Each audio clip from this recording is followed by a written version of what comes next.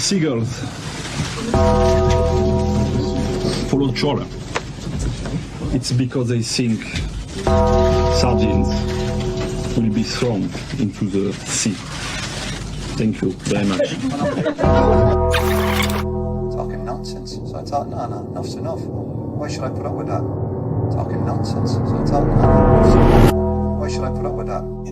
Don't back down, double down. Don't back down, double down.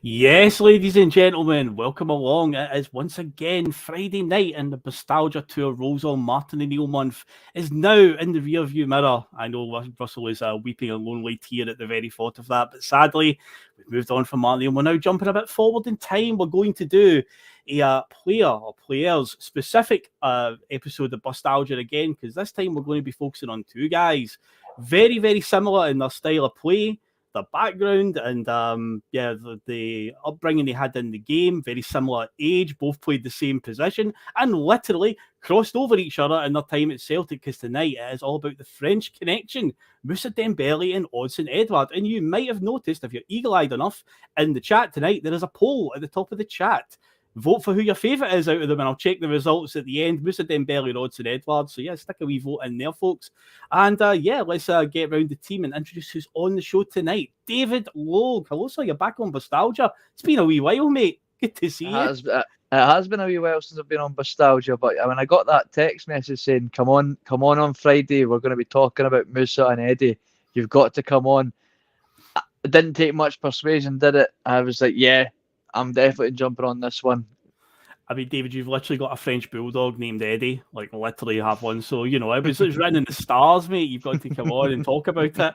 So, yeah, we've got him on. And, of course, as always, Liam, the Tongue Duck Warlord, Canada's favourite Celtic fan. How are you doing, Liam? Welcome back after internet problems last week. It's good to see you again, mate. Aye, bonjour, Phil. Bonjour, Dan. Very good. Bonjour. I wish I was bilingual here so I could really contribute to this our French connection podcast here. I'm good, mate. How are you guys doing? You doing good? Smashing, absolutely smashing. Yeah, it's going to be a good one to get this one and compare them side by side. Because I say we're not going to do the usual Bustalgia format. With the first hour, we'll be talking about what's going on in the world, music headlines, football, other football winners, and that. It's just going to simply be first half we'll talk about Moussa, second half we'll talk about Odsonne Edouard. Plus, let's be honest, when both of them signed for the club, I know nothing about the music in 2016 and 2017 and all that, so I don't really want to talk about all that stuff. So, yeah, tonight it's all about just the players alone. Then afterwards, obviously, we'll take a look at their departures for Celtic, what they've went on to do since then, and who's got the real potential to go further in the game. Because, as I said at the end of last night's TNF, I don't feel either man's really peaked yet. I still think, they're yet to hit top form in their career. I still think something big is around the corner for both of them. But of course, before we get into all of that, I will remind all of the viewers to get involved with all the good stuff that helps the channel out massively. So, of course, as always, if you are new on the channel and you like the content that the Boise Bus puts out, then as always, we'd appreciate if you subscribe. Over 3,000 people have done it already, so why not get on board as well? Of course, if you're watching, long-time viewer, you haven't hit the like button yet, what are you doing? You know the drill already. Hit that like button. Come on. It helps the channel out massively and pushes us in the old algorithm. And of course, the comment section on live already. And again, we'll be obviously joining, bringing up comments tonight in the debate, because tonight is literally a debate. Who's better out of Odsonne Edouard and Moussa Dembele? So again, we want to hear all your opinions, all your favourite moments of both men. So get involved in all that. And of course, if you wish to share the link to the channel on all the social media platforms, then that would be massively appreciated as well. So yeah, before we get going though, guys, it's always got to be a trivia question at the start. There's always got to be one on Bustalgia. Tonight, there's only 4 answers, so it's not too bad, I think, but a couple of stinkers in here. Now, David, I remember when you did the Double Down quiz, and you, much like myself, you said you're very OCD on your squad numbers, aren't you? I would say I'm a little bit, yeah. Okay, well, this is a squad number related question, so you might know this right away. It might just be like, I know these answers, but if you do, just keep them to the end. But yeah, Moussa Dembele, he wore number 10. Obviously, Odsonne Edouard was number 22. You add those two together, you get 32. Can you name all the players that have played in the first team who wore number 32 on their back? There are 4. There is actually a 5th one, but as I said, people in the first team, because the 5th person never actually played a game for the first team, but the other 4 did have game time in the first team over the piece. So yeah, that's it. Number 32 on their back. Yeah, I've got one. No, no worries. But we'll come back to that one at the end of the show. So say it's not like last week where Russell was up against it and had 18 answers. We have literally divided into 3 parts. Basically, the start of the show, give me some answers after the break, and then at the end of the show. But no, there's only 4. And I say there is a 5th one, but I'd be amazed if anybody got the 5th one, because the boy literally never played for the first team at any point. Was he signed for the first team? But never played, or was he? Nah, okay. Well, so okay. No, but the other 4 definitely had some sort of first team game time. So we'll come back to those later on. And there's Russell in the chat with the winky face, because he did get all 18 eventually. In fact, Odsonne Edouard was one of the answers last week. That was the last one that he needed to get as well, Odsonne Edouard. But yeah, we will move on then, guys. So yeah, let's get into it, right away. So not going to go through pop culture or anything tonight. It's going to be a little bit different. So let's start with Moussa. He's the one that arrived first out of the 2 of them. So first thing first is it was June 2016 we signed him from Fulham.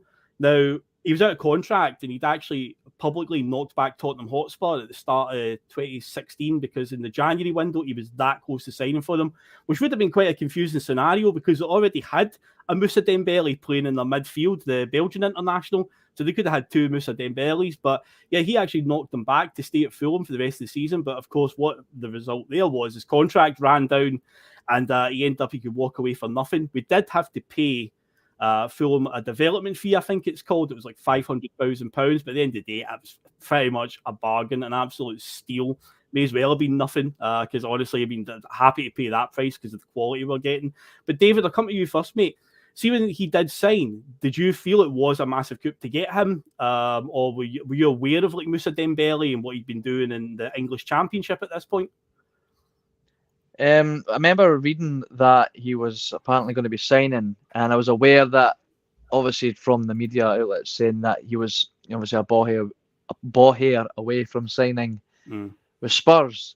I don't know how true it was, but I'd read that the reason that he knocked back Spurs was Fulham were wanting guarantees that he'd be sent back out on loan for the rest of the season, and they weren't willing to do that. And I think obviously Moussa was wanting game time, and obviously felt that he probably bet on himself that he could get a move elsewhere on the talent, very much similar to our Matt O'Reilly that we have from the same club, in fact, leaving Fulham to look for first team football. I was excited, but it was one of those ones where it was like, well, am I only getting excited because he was being touted as a big money move to the likes of Spurs, and we've managed to snatch him. That was probably why I was excited. I would be lying if I would say that I'd knew much about him when he was at Fulham. I'd only started to start looking into who he was and what he was all about once the papers had started got the headlines that he was planning on coming to Celtic. I see. I was acutely aware of him, like one of these players that's got a bit of potential. Plus, being a FIFA and Football Manager player, you usually get wind of these players that have got the potential. But yeah, when he was obviously close to signing for Spurs, it's literally the reason that I actually noticed it was because they already got a guy named Moussa Dembele. But yeah, I took note of his goal record and did see that he was doing pretty well in the Championship for Fulham, because Fulham in the last couple of years have sort of yo-yoed between the Premier League and the Championship, but at this point, I think Fulham are like nowhere near getting promoted. They're just a very sort of mid-table, lower end of the Championship, and he was still doing pretty well there. But Liam, do you think as well this signing was the Brendan effect in full swing? Because there are some fans that say that he was in negotiations with the club when Ronnie was the manager. Again, don't know if that's a definite or not, but obviously he signed in June 2016 and Brendan was announced as the manager just before the Scottish Cup final in 2016. So Brendan was definitely the manager when he was signed. And if he was negotiating with the club when Ronnie was still there, it was quite an elongated negotiation. But the stories we've heard since then is obviously Brendan did speak to him and talked about, as Russell said, Stepping Stone FC and so on. This can get you a big move. But do you feel this was the Brendan effect starting to kick in right away, getting a sort of like high potential marquee signing in the door? Aye. And I think it's what helped me and other people buy into the Brendan effect as well. Because when that story came out, it was, didn't you really hear about Ronnie Dyler? All I knew is we had this potential. Like everybody had him judged as a class signing. This is a boy that was a really good player and had loads and loads of potential, and it was quite a coup. So we sort of knew what we were getting in a sense of, didn't know how to identify him particularly, but we knew the sort of level of a player that we were getting there. And then the story that started circulating was that, well, what really closed the deal was he was able to go out for dinner with Brendan Rodgers. And at some point, this is where the Brendan effect starts to appear, and this myth starts to evolve, that he was able to sit Moussa down and say, listen, you let me sort of manage your career this as a striker, and I'll turn you into a striker like the same way I did with Luis Suarez. And I think that's what I remember reading. This is all reading on websites and forums and all that stuff. But I could see that. I could see that sort of happening. And I could see Brendan Rodgers having that effect as well on a young striker, a guy from Liverpool and that, to bring him in and bring him up to Glasgow and talk about, listen, we're going to do something exceptional up there. And so I think you could see how any young player would buy into that. And so I think that was quite appetizing for him to come in, whether it being a stepping stone or not. I mean, come on, we're not new to this. We are a stepping stone at this point for a player like that. No, definitely. There's an article, I think it was in the Record from 2018, where they interviewed Ronnie after he'd left Celtic, discussing about how, what he'd put in place at Celtic, obviously Rodgers built even further upon, because there's no doubt Ronnie put in a lot of, he got the fitness, he was trying to get the attitude right at Celtic. Okay, some players maybe didn't buy into it as much as others, but it discusses that, and it did discuss that he and John Collins did go and scout and go and watch a couple of games of Dembele. So he was apparently was on Celtic's radar. Whether it was a case of would they have managed to get him if Ronnie was still in charge, I don't know. So it's I think you're probably right that Rodgers probably did seal the deal. The fact that he was now, Celtic could use that as well. We no longer have Ronnie Dyler. We've got Brendan Rodgers coming in, and obviously he's had that sit down, like you're saying, that probably did get the name on the dotted line. But I did find it was quite interesting that Ronnie and John Collins already had been down to watch him a few times. But I suppose you could. I mean, when Dembele was like was probably on everybody's radar at that point, so I would be quite surprised if Celtic didn't at least send somebody to go and look at him. A 19-year-old kid that was he? Am I right in saying was he one of the top? Was he not top goal scorer in the Championship at one point? He was one of the leading top goal scorers for a while. I don't know if he'd finished the top goal scorer, but he was certainly up there, was he not? And at 19, that's, you know, in the Championship, one of the most difficult leagues in world football, you could argue. The hardest league to get out of. He definitely racked up a few goals. Looking at the stats the other night, and he had scored a fair few in the season before he signed for us, because he broke into their first team, not the season before he signed, it was like the year before he began to come into Fulham's first team. But just on the John Collins thing, remember he did play for Fulham at some point in his career as well, so maybe he's got a few contacts still down there that, like, by the way, look at this kid. And you've got to imagine, you know, Tottenham nearly got him in January of 2016. There's going to be other clubs of that level that would have still had tabs on him. So the fact that we got it over the line and got him signed, I think was a real coup to get him, because he came in with a good reputation. No, France under-21 international, and Championship isn't exactly an easy league. It's a very, very difficult one. You know, it's one of the most competitive. So it was good to get him over the line, and we were about to see the quality that he had. But incredibly, guys, let's keep in mind, he came in, and his competition for his first team place was obviously a 40-goal season. Lee Griffiths. This is the famous 40-goal season that so many Celtic fans of a certain category will always go on about, that 40-goal season of Lee Griffiths. So he's just off the back of that. He came in. David, did you think that Dembele was coming in right away to be the number one striker, or did you think, because I think Brendan made it quite clear early on, he had one system he likes to play, and we've spoke about that many times in recent with Ange Postecoglou, you know, 4-2-3-1 is Brendan's like go-to formation, so he likes one striker up front. And amazingly, the very first game that he played, competitive game for us, was the infamous, say it quietly, Lincoln Red Imps match, where we lost 1-0. Nadir Chifty actually started up front in that game. Moussa Dembele started as a left attacking midfielder, I can recall, and Ryan Christie also played in that game in attacking midfield before getting loaned out and didn't get seen again in the Celtic shirt for 2 years. But yeah, did you think Dembele was coming in to be the number one guy right away, or were you still like, well, you know, Griffiths 40 goals last season, he's the main man, maybe Dembele's going to have to be playing left attacking mid or whatever? My memory serves me right, I don't think I was fully convinced he would be our number one striker right from the off, just with his age, and just obviously Griffiths had been banging in the goals. It was going to be difficult for anybody to just walk straight into the starting lineup, especially at the age of 19. I remember actually going to see Celtic in a friendly match against Leicester, in fact, at Celtic Park, and Dembele, I can't remember if he started, but I don't think he had the best game in that friendly, albeit. And I remember the rumblings around me going, "Oh, here we go. We've signed another Bangura. Like there's apparently going to be an unbelievable player. And we've signed another dud." And I don't think he kicked the ball again, for a little while. Obviously, a striker anyway.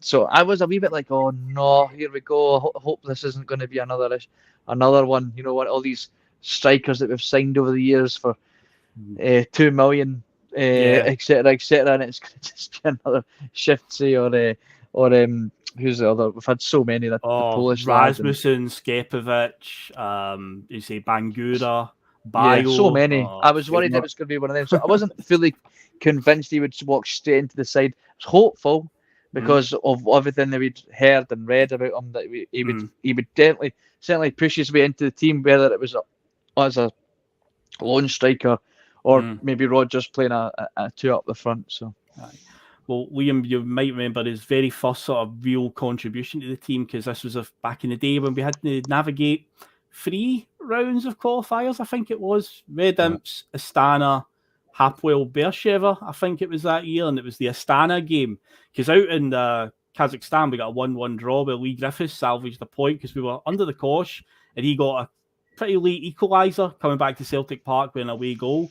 But it was a difficult night at Celtic Park in that one, because we're beating them 1-0. Dembele, we got 2 penalties that night. I believe Dembele scored both, but he never scored the winning one. But I can remember Craig Gordon's absolute moment of madness where he came for a ball about 40 yards for goal and sort of miscontrolled it and fell to one of the Astana players, and he just basically lobbed it into the empty net. But yeah, that was obviously heading towards extra time. Then we get a last-minute penalty, and up stepped Moussa and converted it to send us through to the next round. But I think that was his first major contribution, wasn't it, Liam? it was his first one, and it was a big one. And also, I think it was one for getting the fans on side as well.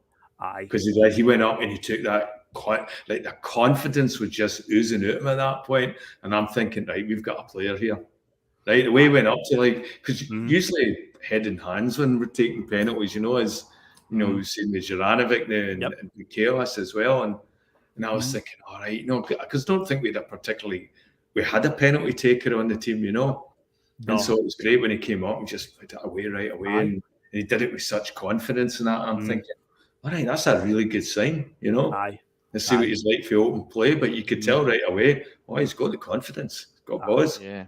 Yeah. I specifically remember getting a text message from my dad as he was away to take the penalty going, the size of the balls on this laddie, like taking a penalty, taking a last-minute penalty at 19 in a European knockout game. He could have easily shied away for that because that could have, like you said, made or break his career at Celtic. Look how quickly we're all guilty for it when Chaos missed that penalty last year against Livingston. But so many of fans were about to wash their hands of him. Could you imagine? Obviously, they'd be turned that around fairly quickly because we're just a fickle bunch. But look how quickly that could have went sour if Dembele fluffed his lines or puts it wide. So unbelievable confidence for a boy his age. You just knew, like you're saying, you just knew that we've got a player on our hands here if he's stepping up with that amount of confidence in himself. Aye, especially with the Champions League, because given at that point in time, I think we've been out the competition for going on 3 years. So obviously to get to the Champions League is so vitally important for Celtic. So yeah, to step up at that time in that game and send us through. Of course, we had the Hapoel Beersheva game coming up next, and that was one of those hide behind the couch type games, but we did make it in the end. And we will get to his European forms very soon. But before we got to that, obviously, the season did start, and Lee Griffiths was the main striker. I remember Griffiths terrorising Aberdeen in a game quite early on as well. He was on fire at the start of that season. But then Griffiths, of course, picked up an injury right before he went to play Rangers. And there was many subplots going into that game. This was obviously Mark Warburton's Rangers. They just came up from the Championship. They'd signed guys like Nico Cranshaw. They brought in Premier League guys like Clint Hill, who'd been playing for Crystal Palace, and obviously Joey Barton. And the whole Joey Barton Scott Brown thing was a big sort of subplot. But the other story, obviously, from my point of view, was Lee Griffiths out.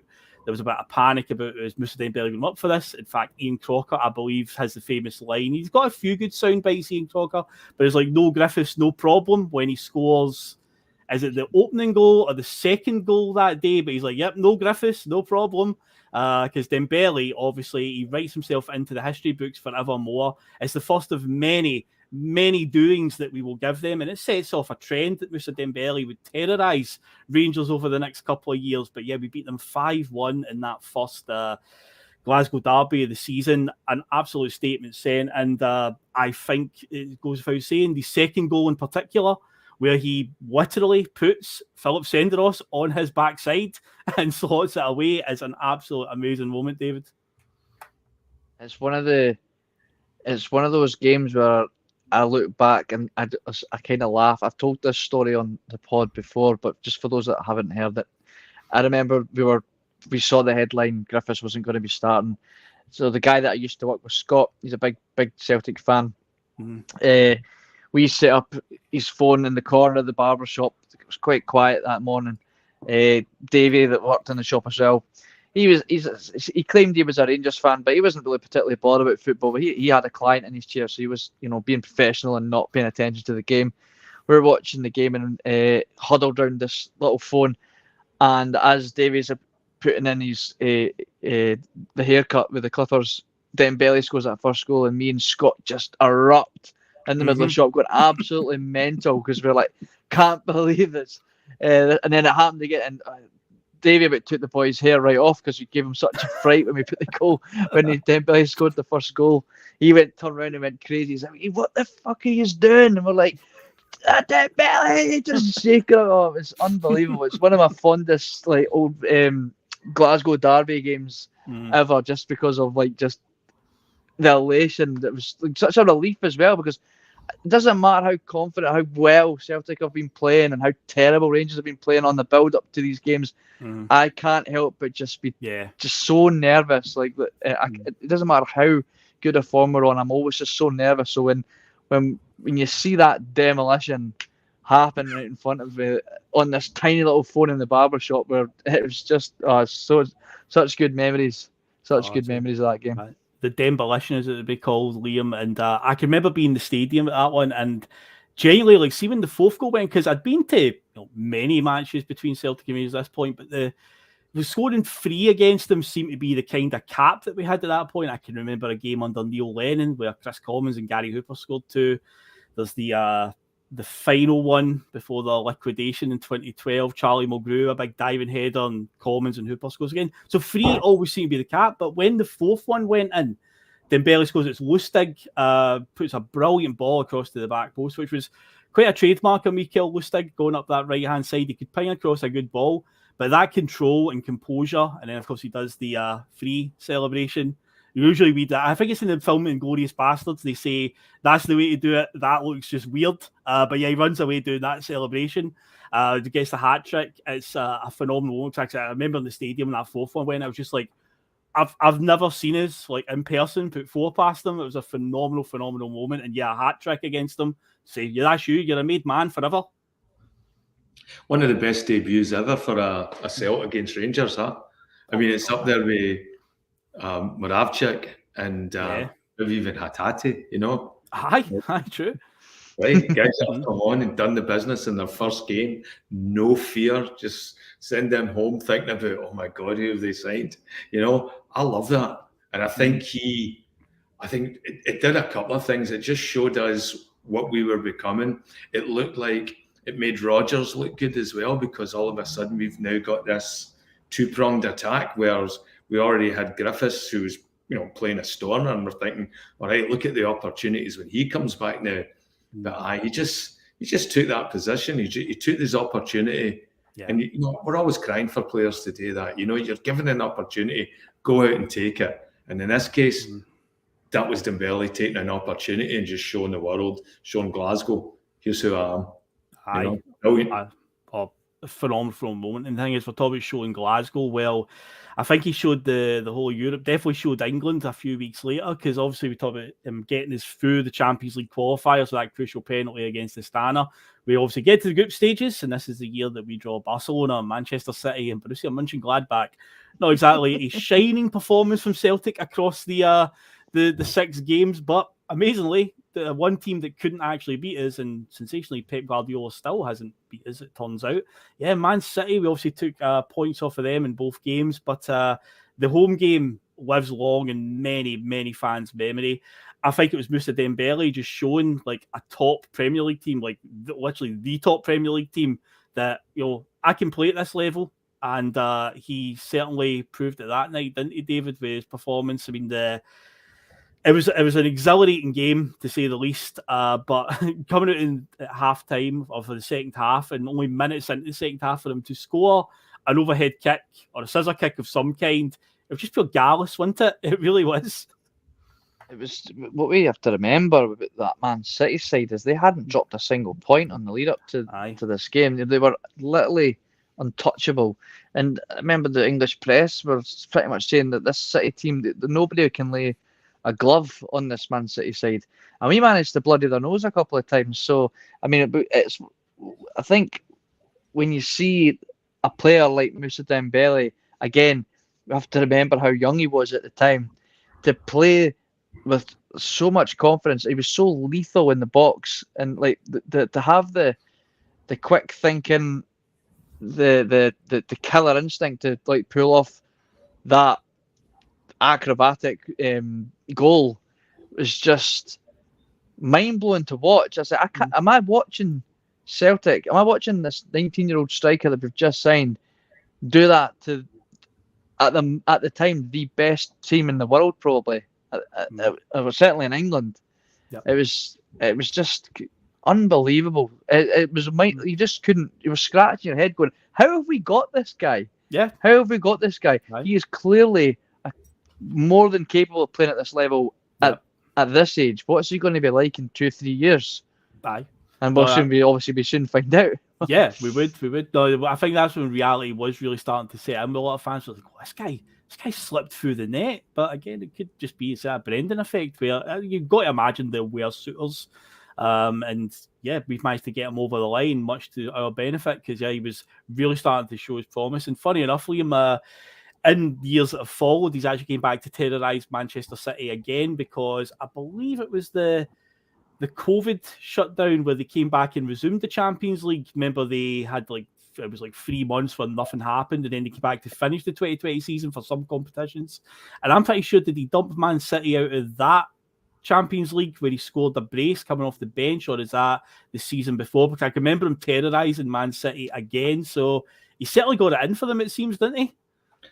Well, I think he shows up against English teams. Yeah. You know, the rumour is right now that he's off to Man United, right? That was a big rumour, 3 months ago, that the next window, Man United were probably going to go after Dembele.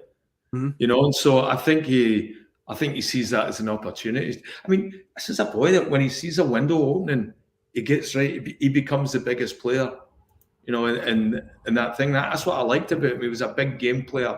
Yeah. You know, and so the bigger the game, the bigger he'll play. You know, the bigger he'll make his body, faster, stronger, you know, intelligent footballer. Aye. Yeah. So I think every time he plays an English team, he's got. I think he always had a firm grip of how he wanted his career to go as well. He always came across as very clever and very structured, and I want my career to go this way. And so you probably will see him in England in about next year to 6 months. And I think in England he'll flourish. I think he'll do really well there. His style of play would do really well, I think, especially with Man United. Yeah. Do you remember the as well in that Champions League group stage, we had obviously the trouncing off Barcelona in the first game where we were beat 7-0 quite resoundingly, but at 1-0, I believe we were awarded a penalty and Moussa did step up, but sadly didn't convert it. Feels a bit like what we saw the other week against Real Madrid, where we had a chance for a penalty, get back into the game, and then we missed it, and then it just got worse and worse after that with Juranovic's kick at the Bernabeu. But yeah, Dembele obviously missed that night, but he didn't miss obviously in the away leg against Borussia Mönchengladbach, where we got a credible point in the end after the game at Celtic Park and pretty much just wiped the floor with us. They made it look so easy, but yeah, we went over there. Felt like one of those games again where I watched it from behind the couch because we were under the cosh for many spells in it. But yeah, late penalty we won. He obviously converted it, and we could actually won the game if I remember right. Callum McGregor just cut his shot just a wee bit too fine. It just went by the post. Could have got a credible victory there away in Germany. But no, he definitely shown early on there with that Champions League performance that, you know, he definitely belonged at that level. It's just a shame that season was again just another sort of damp squib for us overall. We are whopping 3 points, 2 draws against City and a draw away at Borussia Mönchengladbach. Finished bottom and out of Europe at the first hurdle, essentially, in the group stages. So no European football to look forward to in the second half of that season. But obviously, we still have many games against Rangers that season. And David, as I said earlier on, we talked about the 5-1 game. He basically created a lineage going forward of just terrorising them in many games. He obviously is the player that scores the goal, and the infamous, what's the goalie doing? What's he doing? He's obviously the one that scores. What's the goalie doing? He obviously is one that chips him there. But the game at Ibrox, the second meeting between the teams in that first season that he had, I think obviously he scores a phenomenal equaliser at a corner where, you know, we just ping the corner and he chases it down at the back post and he puts everything through that left foot and makes sure there is no doubt that this is hitting the back of the net. But of course, the game will always be remembered for the last 4 or 5 minutes of the game where we literally kept the ball in the corner flag and Moussa Dembele just basically put his arms out and just shielded the ball and not a thing. Rangers was just bouncing off of him, trying to get the ball. Couldn't get it. It was comical to watch, wasn't it? It was like a man mountain. Aye. It was, yeah. It was like literally, it was like men against boys that in that game. Just, yeah. I just watched it. Just, you couldn't help but just laugh. Like you say, you're just kind of laughing. It was just comical. Like it was almost effortless for him too. He was just enjoying himself, you know. And that's when you know you've got a good player in your hand. You're playing in such an environment like a Glasgow derby, and he's just enjoying it. You know, he's not buckling under any pressure. And like there was a bit almost a bit of venom in that strike that got us back on level terms. He put a bit of stank on it, as the He kids did. say. He did.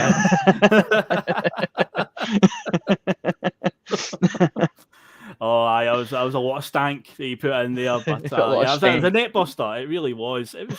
I mean, obviously it wasn't with as much venom, but when we beat Rangers last season at Ibrox 2-1, there was a lot of similar hallmarks. We obviously scored the winner down at that end, and it came from a set piece where, you know, just kind of bounced in front of them. Carter Vickers put it away, and it was a game where they started a house on fire, and we had to weather the storm and just chipped away at them. And that game with the Scott Sinclair and Moussa Dembele goals was exactly the same. But Rangers came out flying that day. Kenny Miller put them ahead after about 5 minutes. And yeah, we just slowly chipped away at them and just wore them down, got the winner in the end. But I say, Liam, with the way he used to terrorise them, see near the end of the season, obviously the league was well won at this point.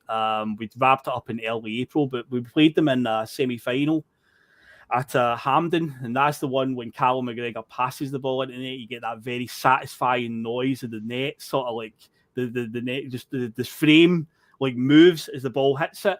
And it just echoed around the stadium. But Dembele obviously set that goal up. Of course, he went off injured in that game quite early on, like midway through the first half. And Lee Griffiths finished the season as the main striker. Were you worried at that point? Like, oh no, you know, because we obviously had the treble in sights and maybe an undefeated season at that point. It was now like, okay, this is looking like this might actually happen. This is where we began to believe. See, the league's already won. We'd won the League Cup.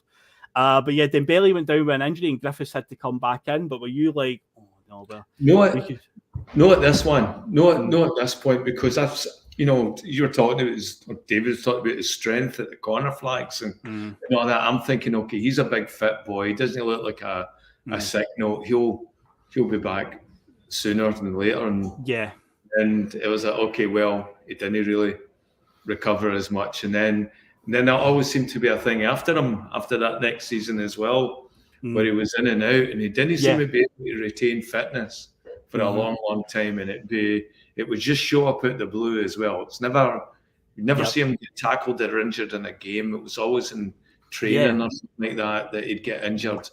Yeah. And so wasn't he worried at the first, but you could see it coming up, and then it became a concern as well. And I think it has been a concern through his whole career, hasn't it? I mean, he's always in and out. Yep. Oh, you definitely. I can remember, especially, you're right, the second season, there was a lot of moments where he was like missing for weeks on end, and comes back, gets a few goals, out for another few weeks, and that. So there was a wee track record of injury problems. But yeah, so Lee Griffiths comes in, he finishes the season. Dembele was back in the squad for the cup final, but in the end we didn't. But it kind of makes you wonder. See that 5-1 game that we had at Ibrox where we absolutely took them to pieces? Imagine if Dembele had actually played in that game, because Griffiths did score an absolute raspberry goal that day. It did more than a credible job in the run-in for that season. But given that Dembele's track record up to that point, you know, the way he'd been terrorising them was... you know, you just got to imagine if you set him free that day, because Rangers were a broken team that day. Their spirit was completely gone. We were just cutting through them. And so even the point, Mikael Lustig even scored a goal that day. So I just showed how easy it was for us at that point. So you can imagine Moussa running at them. That would have really terrorised them. But David, obviously, in his second season, there's a very famous one where we played them again in the Scottish Cup semi-final.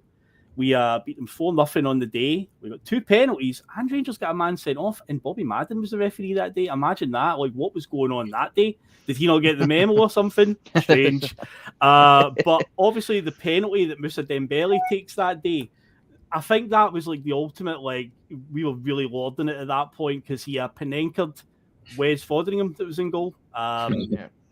Absolutely taking the piss that day. It was just a walk in the park. But yeah, if I would just step up and just do that, because I know that Russell said on the show before, and we've talked about Panenka penalties, he's not a big fan of them.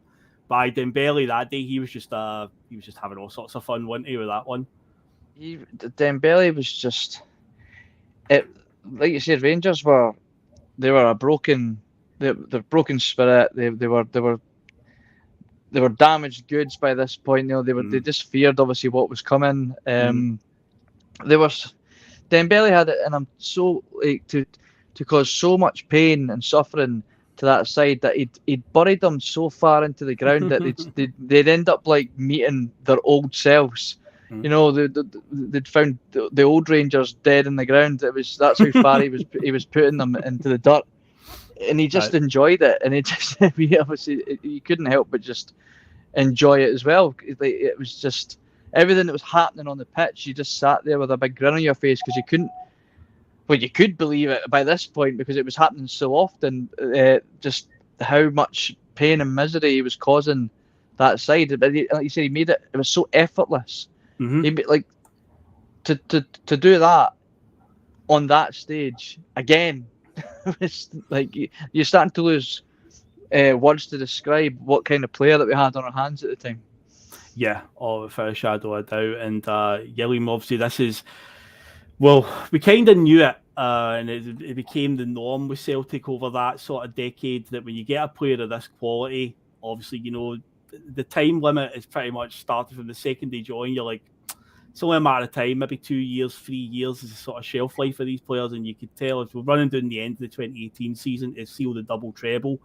You know, you kind of sensed in the air, it could be this summer, you never know. But as it turned out, he left us waiting to the very, very end of that transfer window going into what would have been his third season.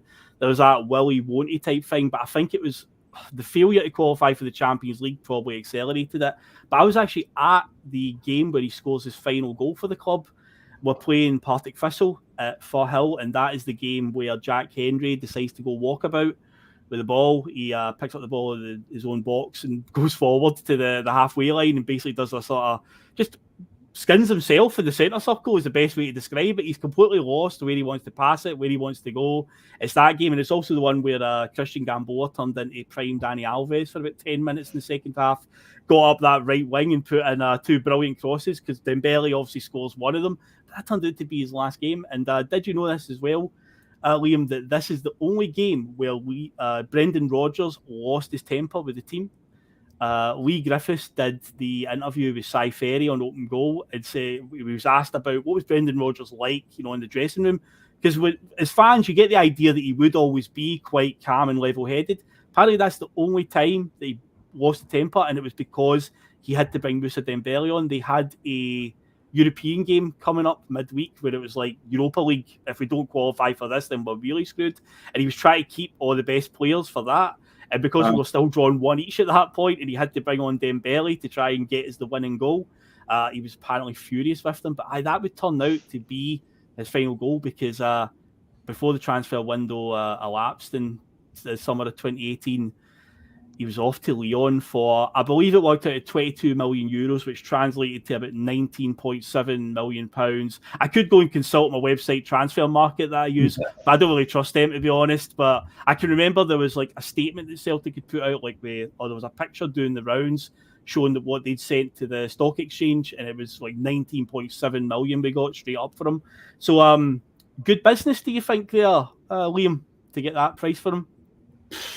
I mean, we were talking, but I thought we would have got a lot more. I mean, all the talk, you know, on the forums and all that was about 30 to 35 million at some point that we were expecting to get. And that was based on some of the players that were moving around in the league that were nowhere near the calibers Dembele. I'm talking, you know, Ollie Burks and all that were moving about for significantly larger money than what Dembele went for. I was just gutted. I was gutted to see him go. I would have liked to have. I knew he was going to stay with us forever, but I would have liked to have seen him got one more year. And at that point as well, too, like, you know, we still held Rodgers in really high regard, and at that point as well, a lot of the perception started to shift around. It's like, oh, well, maybe he's a Madonna, or, you know, like he didn't leave with the best wishes of the fans. It felt like, you know, he was injured a lot of that year. He could have gave us another year, you know. I don't like when a player leaves after they've been injured for a year and then just go, because, you know, I think club helps them through that treatment and all that. And, you know, but so I was really disappointed in him, and you know, wished him the best. But I think we could have got more money. I thought we would have got more money for England. I was surprised he went back to France.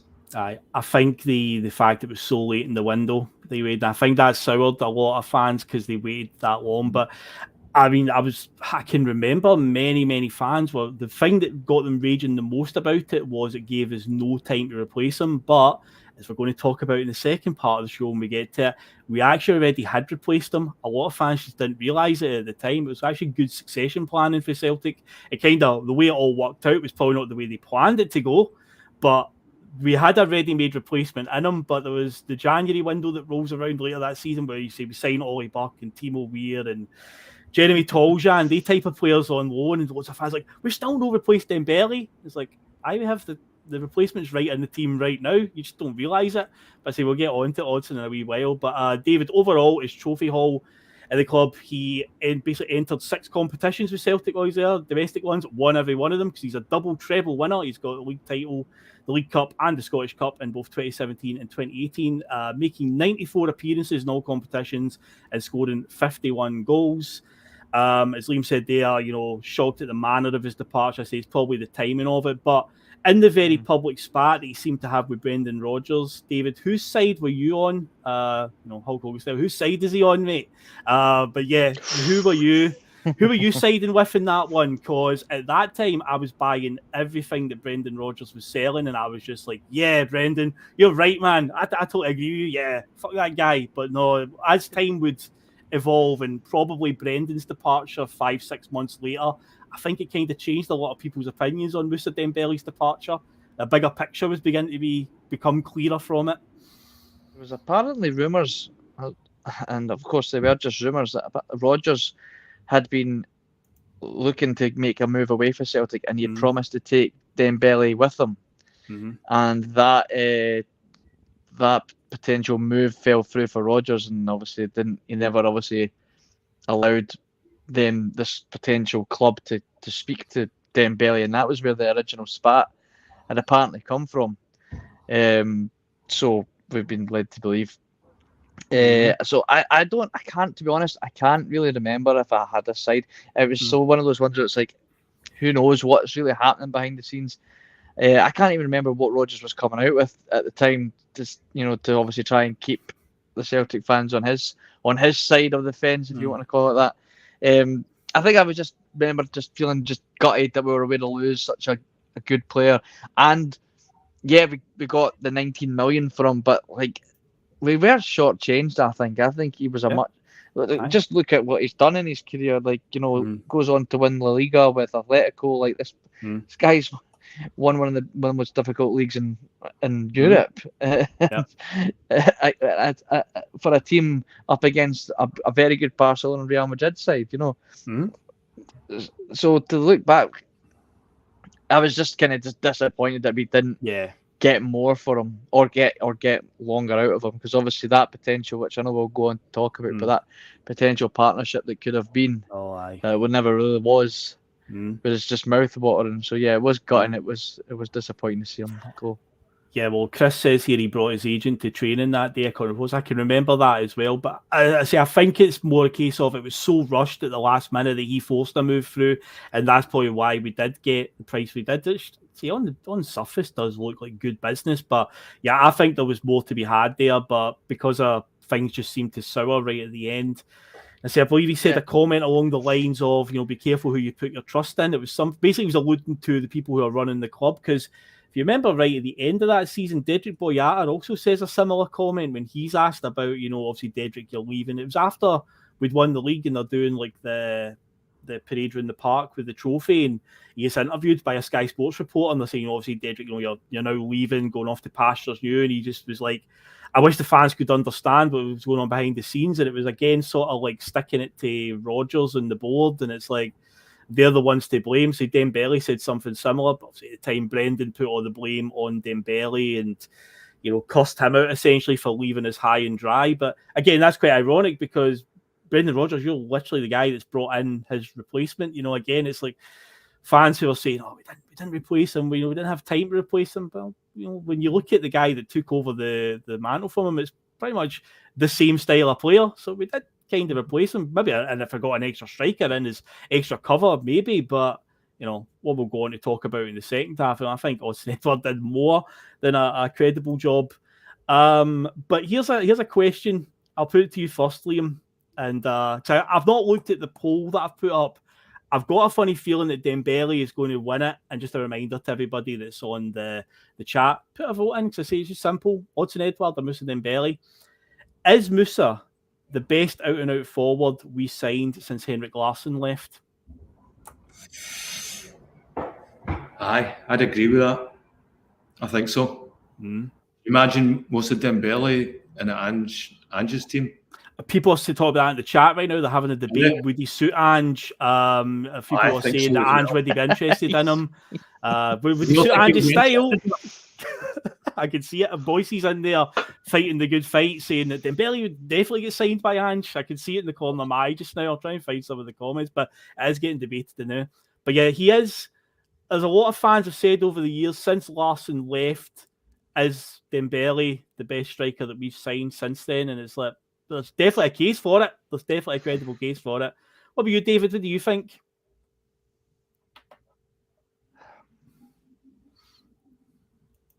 It's hard to disagree, isn't it? I'd say so. I'd say so. Yeah. Just when you look at those numbers, and just like how lethal he was, and just how confident he was, and everything he done. It's hard to say otherwise. I'm sure there'll be people in the comments that will probably disagree.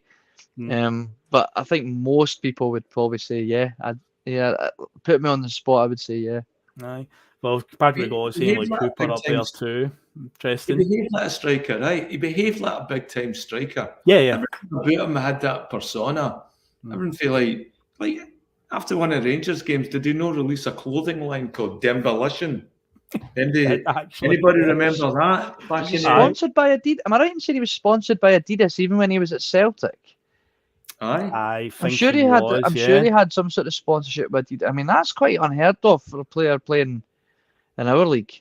Do you remember the infamous moment where him, Edouard, and Cham were in a car crash just outside Clydebank? Do you remember the outfit he was wearing that day?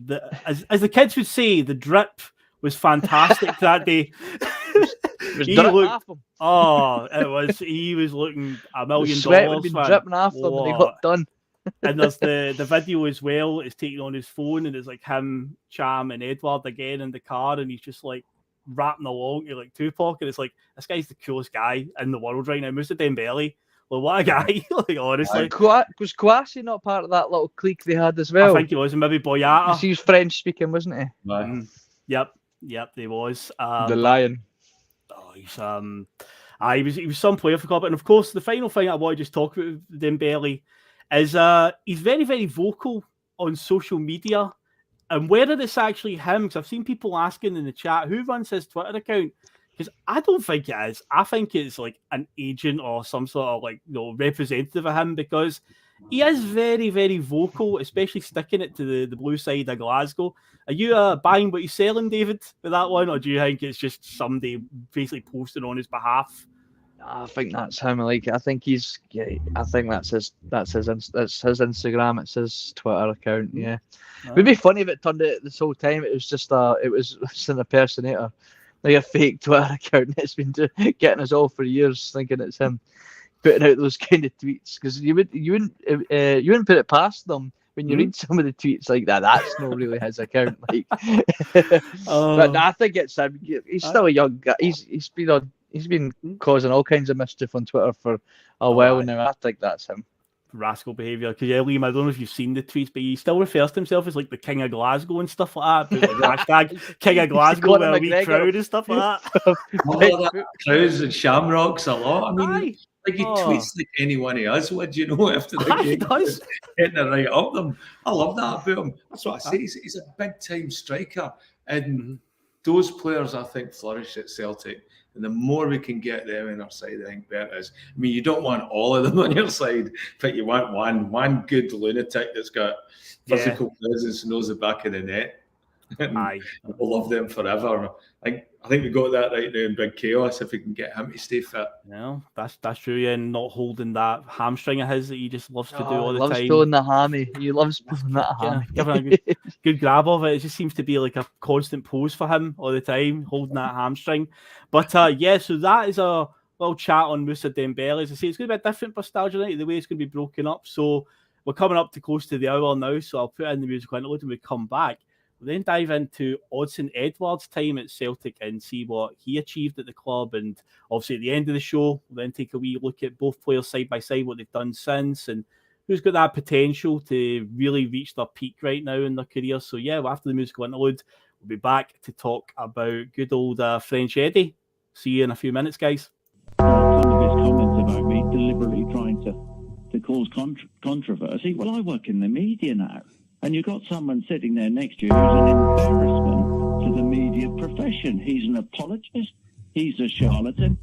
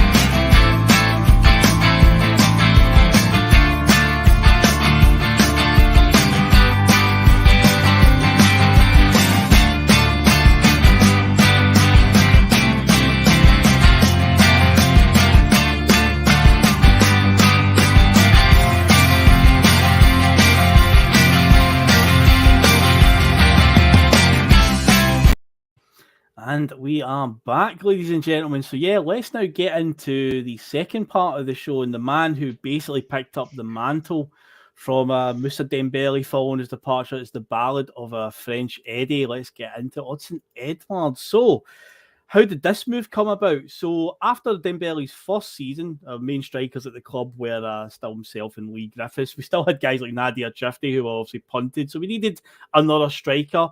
And Brendan decided to utilise the try before you buy type of system, something that we've seen recently as well, where you bring a player in for a year with an option to buy, and if they're a rousing success, then obviously you exercise that right to buy and trigger the clause in the contract. And yeah, we went to one of the biggest and most expensive run clubs in the world, Paris Saint-Germain, and tapped into their youth market.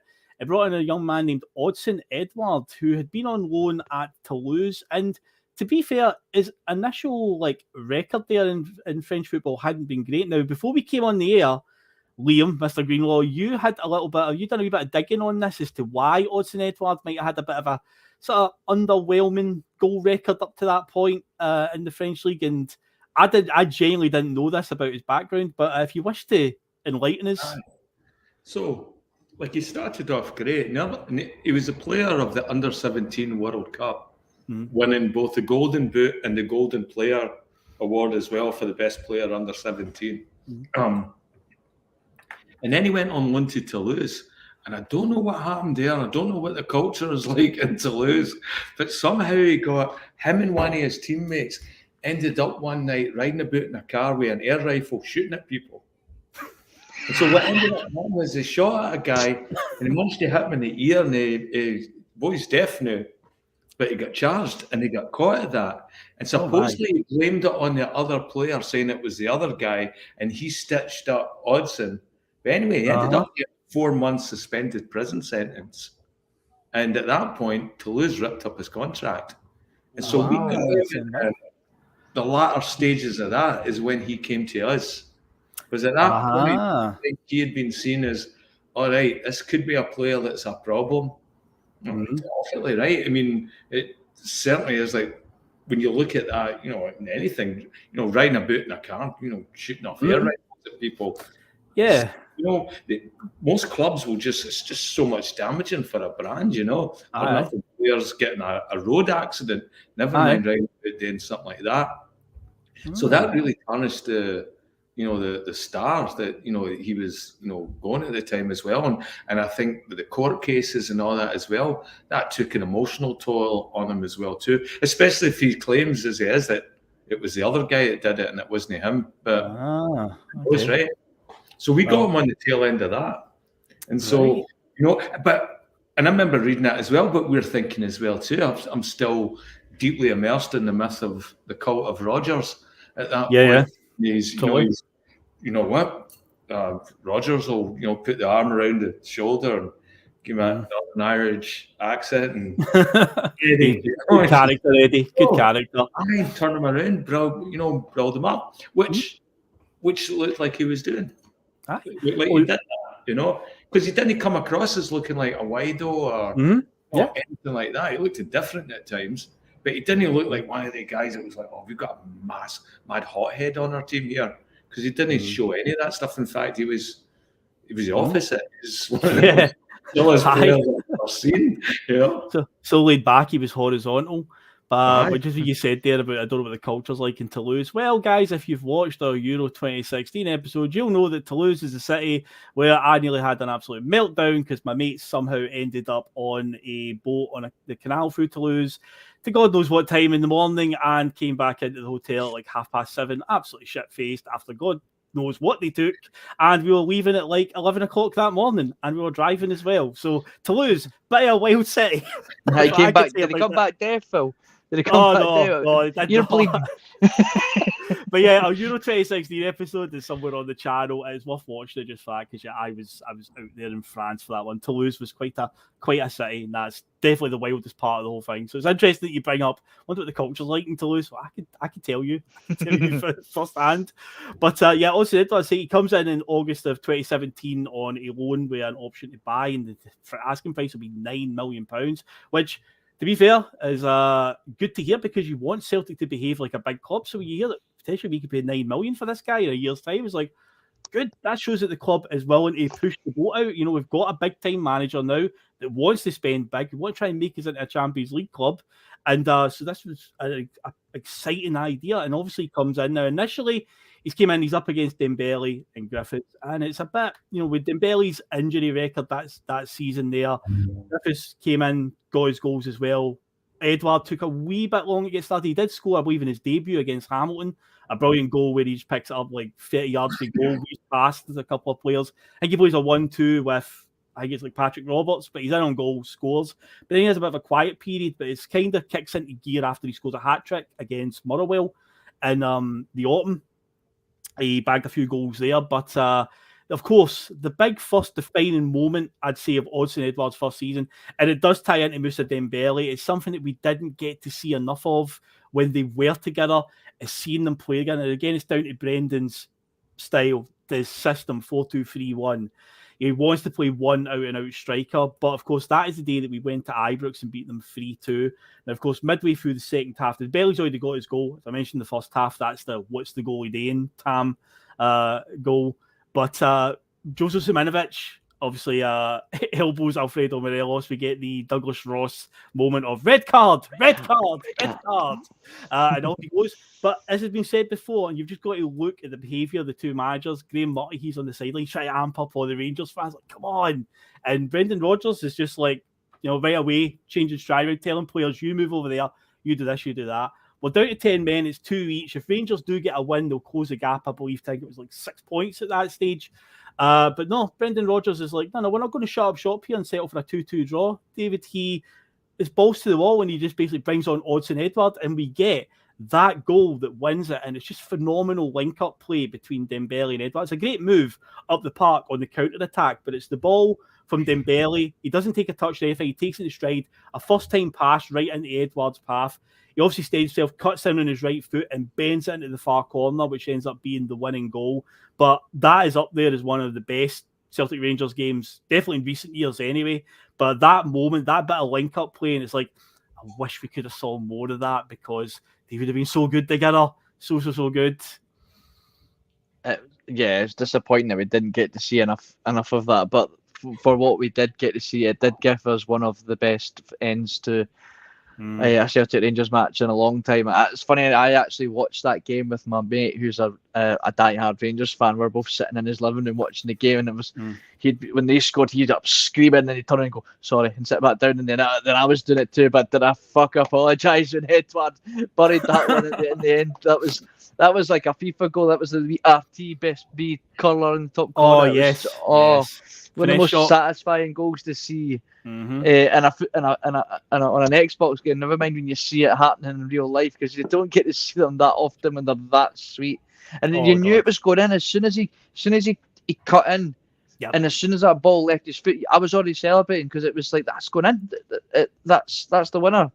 I was running about that living room like an absolute madman. I'm surprised I didn't get battered after it. It was what a game! What a game! Another great game, man.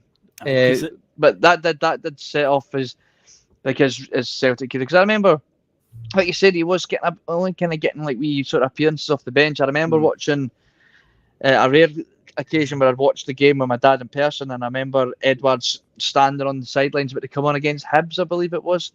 And I said, because we've got a player there, by the way. I said, I've got a feeling he's going to score today. He'll win this game for us today. And I'm fairly confident. He did score in that game. And I don't know if it was the winning goal, but I remember he certainly did come off the bench and score a goal. If not, maybe two. If somebody will correct me there.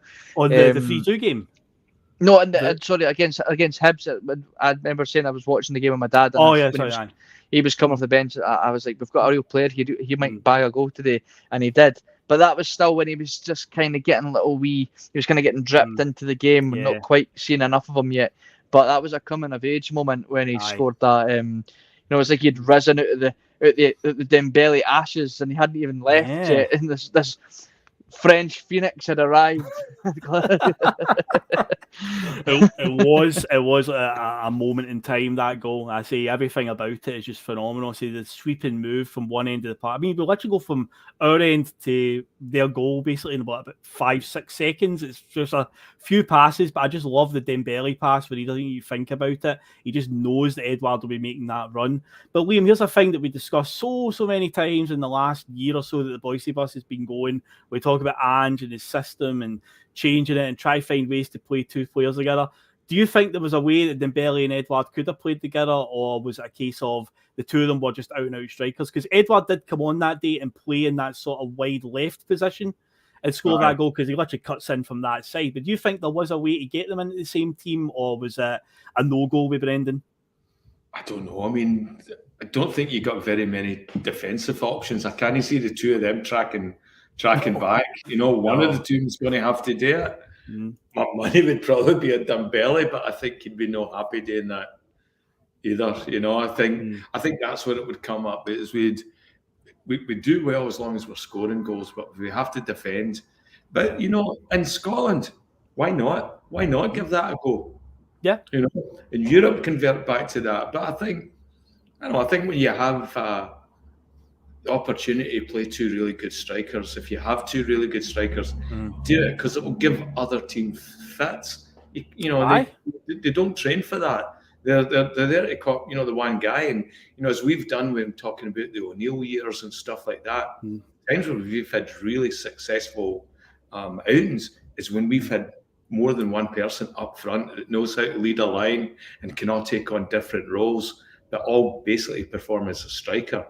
I'd like to see Ange adopt into that as well too. So I would have liked to have seen him do that more than what we had. And I think we all wanted to see that as well too, because there was an opportunity to do it with Griffiths as well. And Woodson. Aye, well, there definitely was. And we would see Griffiths and Edouard playing together under a different manager when he was trying a few different formations. But a lot of people forget, because they always go to the COVID season, 10 in a row failing, and Lennon changed his formation a lot. But you forget, before COVID happened, we had a run of we were undefeated in about 13 games or something, where we came back and he was playing 3-5-2, and Griffiths and Edouard were playing fantastic together. If you remember that from 2019 going into 2020, we were on a fantastic run. So it just showed that you could put Edouard up front with somebody else and get a great partnership out of it. But yeah, Dembele and Edouard together would have been terrorising, particularly for obviously the blue side of Glasgow. Because again, much like Dembele, it's all about games against Rangers are like the landmark moments for Edouard as well. Because after the 3-2 win and scoring that winner, David, we've got it comes out of the big showdown at Celtic Park. It's a year to the day after we beat them 5-1 at Ibrox, the 29th of April is a date that will be etched in stone, because we're now in a position where we can win the league by beating Rangers at Celtic Park to win our 7th in a row, I believe it would have been, and we absolutely take them to the cleaners. But Edouard scores 2 that day, and that again was just one of those coming of age moments. The first one is when Kieran Tierney puts the ball across and he just sort of like a Chris Sutton style slide tackles into the net, just gets to the end of it. But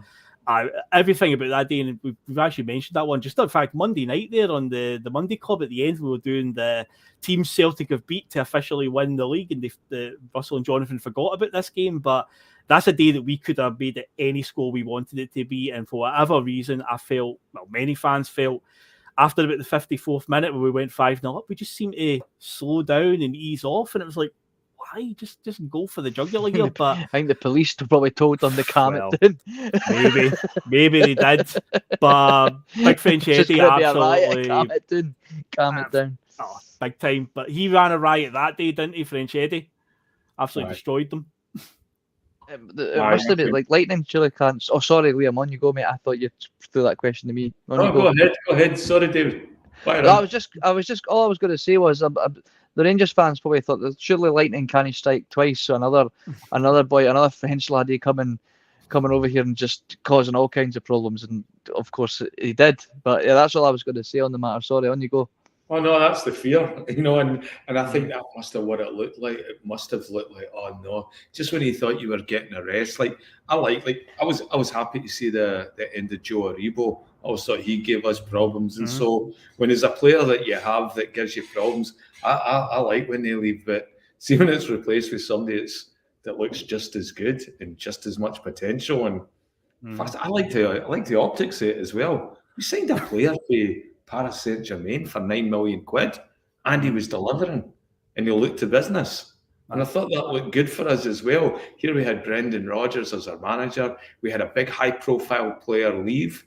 It's like, all right, okay, but we've got a replacement, and we actually paid money for him and that. So, I think it was good to see now that he's popping up and he's doing it against Rangers. Now it's like, okay, this all makes sense. This is good. We've got a model here that seems to be working. And at the end of that season, obviously, we decided to pay the big transfer fee for him because it was in summer of 2018. We made that loan move permanent. £9 million, still a record to this day. Sensationally, the record before that was set in the year 2000. So it took us 18 years to beat that. And I mean, Russell, he's said it so many times on the show just again about it's sensational that, nowadays when we're spending £6 million in Jota and Carter Vickers each and talk about that's such a big fee, and it's like in 2000 we were buying Chris Sutton for £6 million and John Hartson a year later for the same, and it took us till 2018 to go and break that by signing Odsonne Edouard for £9 million. And of course, to this day, he is still our most expensive signing. Maybe one day we'll push to by the £10 million mark, maybe. Who knows? But obviously, as I said earlier on, we go into the 2018-19 season. It's right before the end of the transfer window. Moussa Dembele decides that this ain't for me anymore. Massive falling out, and he leaves. So, as I mentioned earlier on, many fans were furious about that because they were like, we've not had a chance to replace him. And what are we going to do now? And it's like, well, we kind of have replaced him. It's Odsonne Edouard. Maybe it doesn't feel like it because he's been with us for a year on loan, but he is basically the guy that's going to take over. And he took to no problem at all because he just picked up really where Dembele left off and was scoring goals for fun in that sort of first 6 months of that season before Brendan's departure. But the thing, David, that I want to really home in on is after Brendan leaves and there's even more turmoil around the club, oh no, what do we do now?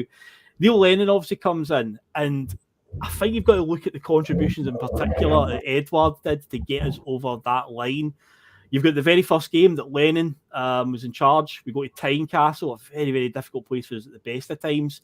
and he scores a stoppage time winner to keep us that wee bit ahead of Rangers, just keep them at arm's length. There was a game at Dens Park against Dundee where we played till the 96th minute, and up popped Odsonne Edouard to bail us out that day. And then, of course, the cup final against Hearts. And when you talk about the treble, I think it's Odsonne Edouard's name's all over that because he sealed that day. We were obviously struggling. I remember the final against Hearts, and it was quite a turgid display, and you felt like, Celtic going to run out of steam. Are they going to fall at the final hurdle, this chance of history? We go 1-0 down to Hearts, but then it's Odsonne Edouard that scores the 2 goals. He's cool enough to score the penalty to get us back into it, and then he's in one-on-one with the goalkeeper for that winning goal, and as cool as you like. He doesn't even just like calmly slot it past the keeper. He makes sure there is no mistake, and he emphatically finishes it. But for me, the contributions to get us over the line for that treble, Odsonne Edouard is just he's deserves massive credit for it. Yeah, I kept going back to the looking at the age of Dembele and what like how old he was, and what he was doing. Eddie was still, what was he, 20, maybe 21, and he's like, he had the weight of our club on his shoulders there. We've lost Dembele, we've lost our manager only 6 months later. What we're going to do? Neil Lennon's come out of nowhere to kind of save the day. We're not fully optimistic. We're heartbroken that we've lost Brendan Rodgers the way we did, and we've got this. We're struggling in games to get over the line, but we've got this young striker, Odsonne Edouard, that's literally dragging this Celtic side over the line. His contribution there is absolutely massive, and it's easy to forget because of just how much success we'd had. But you don't talk a treble is on the line. Rangers are creeping up behind us. We're vulnerable. We're a vulnerable team. We're a vulnerable fan base. Anything. One small slip up, and that's that history-making season over. But credit where credit's due. Odsonne really did. He really did carry us over the line there. Yeah, and Liam, you said earlier on about the fear factor, like you're saying, like you see guys like Joe Aribo and stuff like that, like a guy that causes us problems. Odsonne Edouard, I said earlier on, Dembele had his moments of terrorising Rangers, but Edouard certainly did, because one of the games in that run-in as well is the game at Celtic Park between the big two in Glasgow, where we beat them 2-1. James Forrest scores quite late on, but I don't know if you remember Odsonne Edouard's goal in that game where he picks up the ball in the halfway line and he's running. I think is it Worrell? Joe Worrell, the Rangers defender, he's backing off him and not going to tackle him. And it's like, you're asking for trouble here if you keep backing off him. And yeah, he just goes all the way through and then puts it away. And then you look at the 2019 League Cup final, the infamous game where he was out injured and Lewis Morgan started up front, and the whole buzz around the Celtic fans that day is we need to get Edouard on the park as quickly as possible. And my God, Fraser Forster kept us in that game. But if you remember right, the winning goal scored by Chris Julian comes from a free kick that is won by Odsonne Edouard. He's literally on the park for a minute, and Connor Goldson cleans him out and just goes out. Because you know why Goldson's done that. It's like, you've came on, we're going to show you that, you're in a game today. Because again, there was a fear factor around Edouard. There was. And he goes and cleans him out. We literally score off of that free kick. So it just showed that he, out of the two, who do you think did give them the most fear, Liam? I think Dembele gave them more fear. I think that was just a weaker team that was playing against. Well, maybe no weaker team, but I think they had a better team to play against. It Dembele, they had no answer for, and Dembele could. If you look at Edwards' goals, it's a lot of them are very, very similar. It's like taking on the defenders, getting them on their back foot, getting their heels dug in, taking an extra step to the right or left, and then slotting it into the corner. Whereas Dembele, they were coming for the head, they were coming for sliding, they were he was hitting them for both sides, both feet, like again turning players like to the putting them on their arse and then slotting it into the goal.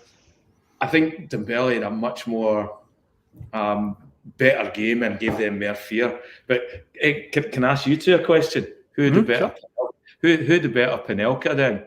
Was it Dembele against Rangers, or was it Eddie against Craig Gordon? Is that remember Craig lost a plot after that? He was raging, wasn't he? He was so pissed with that. And Former teammate doing that. He threw the ball at Carl McGregor. He or did. Or Eddie after Back that. at Eddie, he was raging. He's a huffy bastard anyway. You've got to look at the technique here of the two Panenkers, because Dembele's one, remember, was quite low and just down the middle of the goal. It was just kind of a wee dink down the middle. But Edouard's, if I remember right, he went really high with it. Not too dissimilar to like when Zidane did it in the World Cup final, where he goes really high. Juranovic did one last year against Leverkusen, but again, you go really high and you're that close to the crossbar. You're taking a real risk by going that high. So I think from a spectacle standpoint, if you're watching it, I think Edouard's looks more impressive. But if I was a player in that position, I'd want to try and erase all doubt and just do it as sort of simply as possible. I wouldn't want to take that risk. So I kind of preferred Dembele's, plus it's against Rangers, so that's always what good. had the more pressure to it? What do you reckon had the more pressure on that one? Because I think with Rangers, we were quite far ahead of Rangers at this point. We were 2-0 up at that point. 2-0. Yeah. So you got to take that into consideration as well, that, you know, the pressure that, you know, that's on, that's a cup winning, that's a history making penalties taken there as well. So that's a difficult one, Liam. People in the chat, what do you prefer? You tell us, do you prefer Edouard's Panenka against Gordon in the COVID Cup final? Because there's another thing you've got to take into consideration, right? Dembele does it in a Celtic Rangers game, full house, very ravenous atmosphere, because it's two teams and two fan bases that hate each other. Edouard does it. There's not a single peep in the stadium, not a single person to be seen. Right enough, it was a empty stadium, wasn't it? Empty stadium game. Forgot about that. COVID, yep, it was indeed. I forgot about that. Yeah. So does that take pressure off you, where you get a wee bit more gallus and you're like, I can do this because I haven't got all these fans shouting at me and stuff. I can just pull this off. But I think Edouard would probably have done it even if it was a full house. I still think he would have. You know what else, guys, as well about Edouard? At the same time as Edouard was doing that for us, he was very prolific with the French under-21 team. I mean, he's played for them for about 7 years, but... Yep, 30-year-old compared to the rest of them. But he was always... He's a grizzled vet. He went away, he was always scoring a goal. He was always scoring a goal. The under-21s. All kinds of goals as well. There'll be free kicks, penalties. Just, I think asking like who they did Rangers maybe fear more.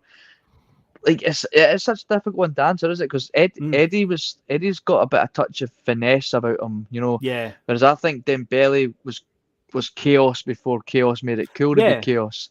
You know, like it was like you said, like Dembele just caused all just kinds of problems and like I think that was probably the more fear factor because he was so unpredictable.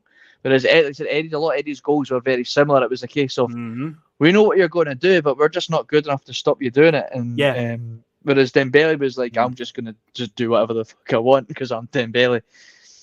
The one I think of is I remember on Twitter I saw this picture. It's when we beat them at Ibrox and Edouard and Johnny Hayes scored, and there was a picture of the ball comes through to Edouard and he's through one-on-one with McGregor down at the Copeland Road end, and it was taken so perfectly. It's just at that point where he's just opened his body up to just slot it past McGregor, and every fan behind the goal in the Copeland Road end's got the same expression.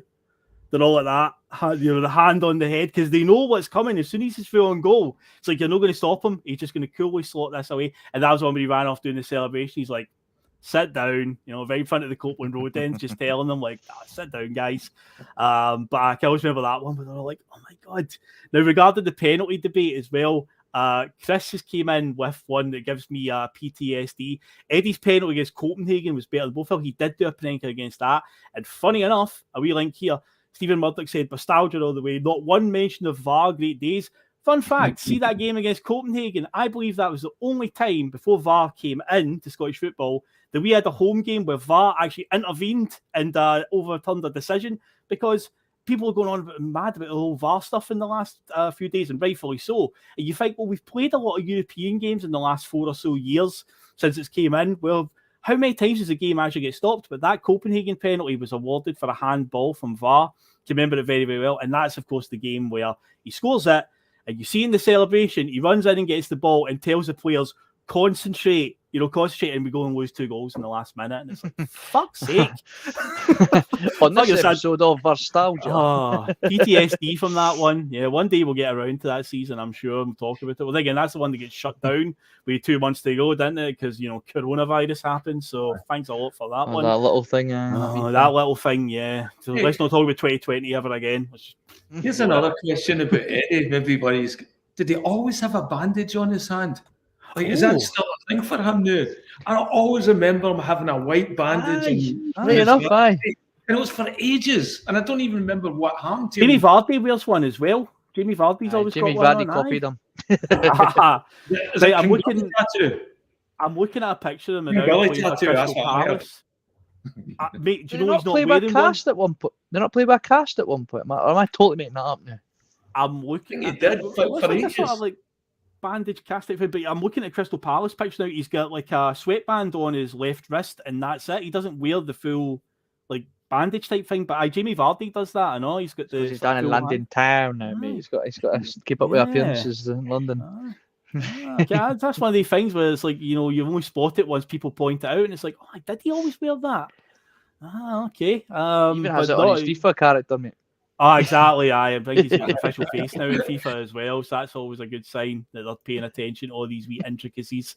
But yeah, moving on then with Edouard, to say, much like Dembele, all good things will come to an end. So his departure obviously came in August of 2021. His overall trophy haul, he actually won more trophies than Moussa Dembele, because he's got 3 trebles to his name, 2018, 2019 and 2020, even though it was an elongated treble because of, again, coronavirus. Overall, he made 179 appearances in all competitions, scored 88 goals. Now, David, I'll come to you first on this one. Did Odsonne Edouard stay a season too long at Celtic? Because the COVID pandemic, you remember, right, when it did hit, that summer window of 2020 was extended to October.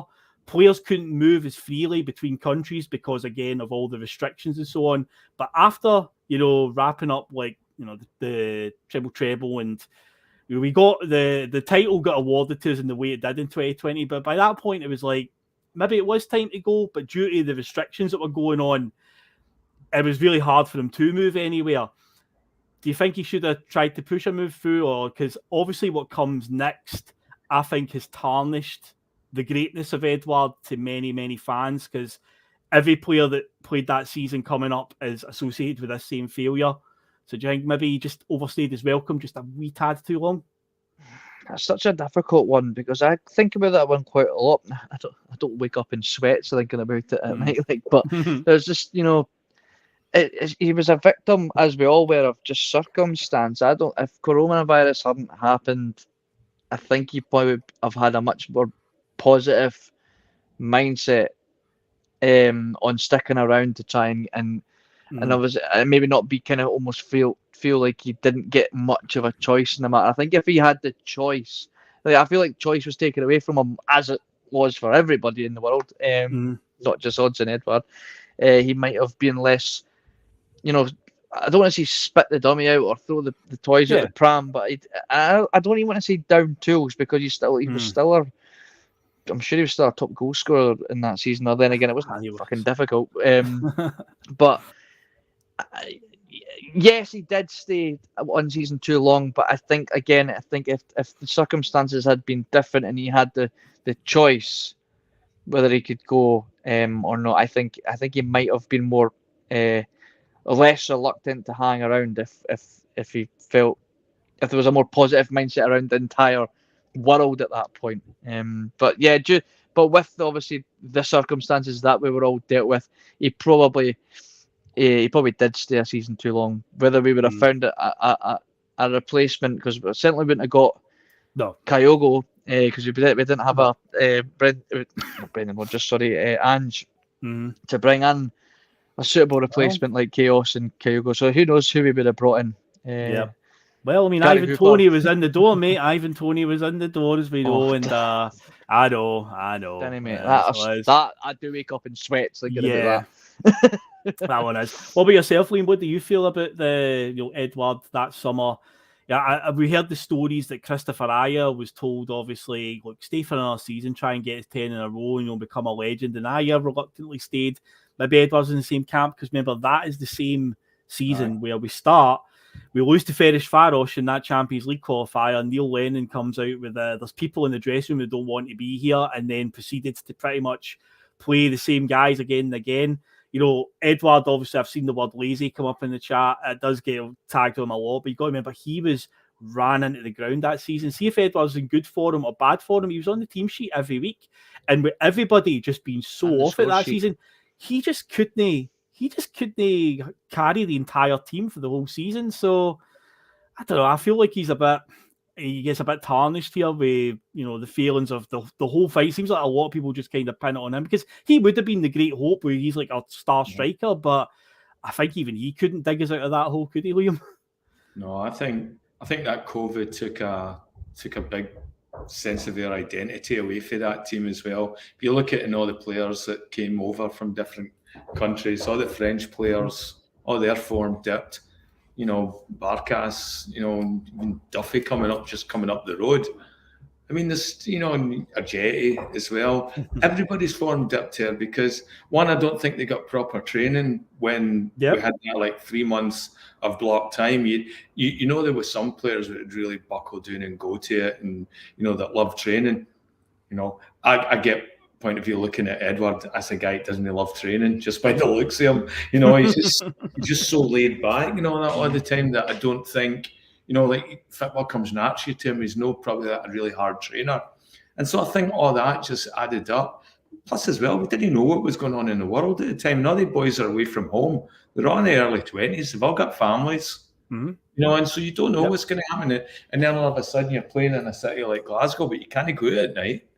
So you're just sitting there looking at the rain out the window, you know, and like what you do, rooms as well, PlayStation with your pals, and they're at an age where they want to be in nightclubs and drinking and drinking, but you know what I mean, like being a professional football player and talking to loads of fanny and all that. You know, Liam.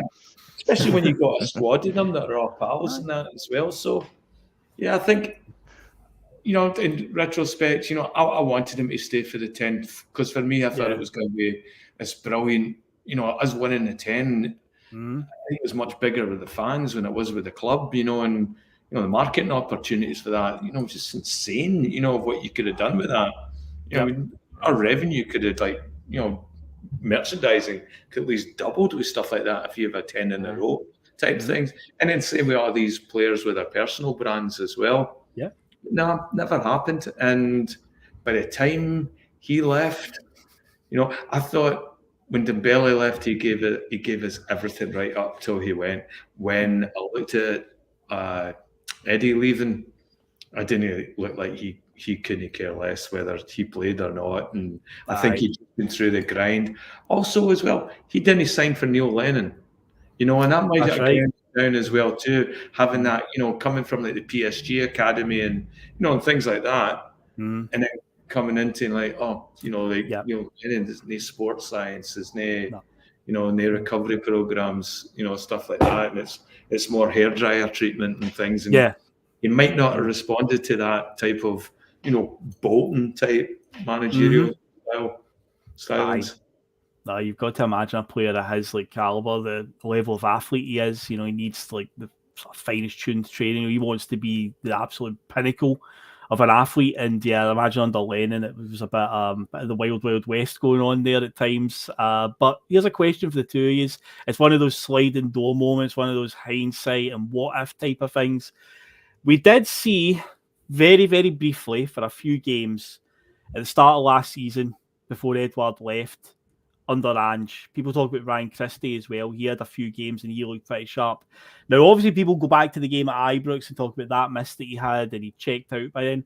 But I don't know if you remember, there was a League Cup game we played against Hearts before the game at Ibrox, and we beat them 3-2 at Celtic Park. And Kyogo played wide left that day, and Edouard played through the middle. And it was the goal that Edouard scores that day is one of the best team goals I've seen him score in the Ange reign. Just a brilliant sweeping move up the park, and it comes to James Forrest wide right. First time pass across the goal, and Edouard slots it away. So we saw moments where could maybe work under here. See if Ange had sat Edouard down and convinced him to stay for another year, right? And I know I've already said, did he overstay his welcome? But let's say he does decide to stay. could it have worked out? Because we probably don't sign Giakoumakis if that's the case. That probably doesn't happen. But do you think Edouard could have been an Ange player? I don't see him pressing. Do you see him pressing at all? No, I don't see him playing as a striker. I think Ange would have tried to put him out left, so to let Kyogo play as a striker, because he's obviously we've seen what Ange has done with Kyogo. He's his number one striker. Yeah. No matter who's on form. And he's our top goal scorer, so fair enough. But that's a different debate for a different show. So I think you're maybe seeing Eddie getting, like, we're going to play you out left so we can play Kyogo in the middle. Would Eddie be happy about that? I don't know. I don't know. I mean, I think it's I think Eddie's. We see Eddie play out left plenty for Patrick Vieira. So, of course, now he's getting a few more games through the middle, mind you. But most of his time at Crystal Palace has been playing out left. So, there's a possibility that it could have worked. But I think with Ange's system, you're going to see Eddie. I think you would see Eddie on the left, and I don't know how happy he would have been about that at Celtic anyway. Then again, the goal at Ibrox he scored in 2018, he was out wide left that day and cut inside, and you say he's doing it at Crystal Palace. But again, it's one of these sort of like hindsight moments, Liam, where it's just like, would it have worked? Could it have stayed? I do feel personally that it was the right time for him to leave, but then it's just that I do look at the wee couple of games that we had, and again, same with Ryan Christie. You look how sharp he looked under Ange, and you're like, I wonder. But then again, we wouldn't have got some of the players that have come in now that were, are just smashing it in the first team. We wouldn't have seen those guys live. So it's the sliding doors, isn't it, Liam? If that happens and that doesn't happen and so on. I don't think he would have been a good signing for Ange. I don't think. I think it would be the personality and his temperament, and that would make him not an Ange's signing. When Ange looks at players, he looks at the whole player's character, personality. I don't think Edouard, just in what I've seen, has that stuff in his makeup mentally to be a winner and play the way in the system. You don't give up. You don't. I think Ange finds players that are very team oriented. You look at the chemistry right now that's going on with our players. It's unbelievable.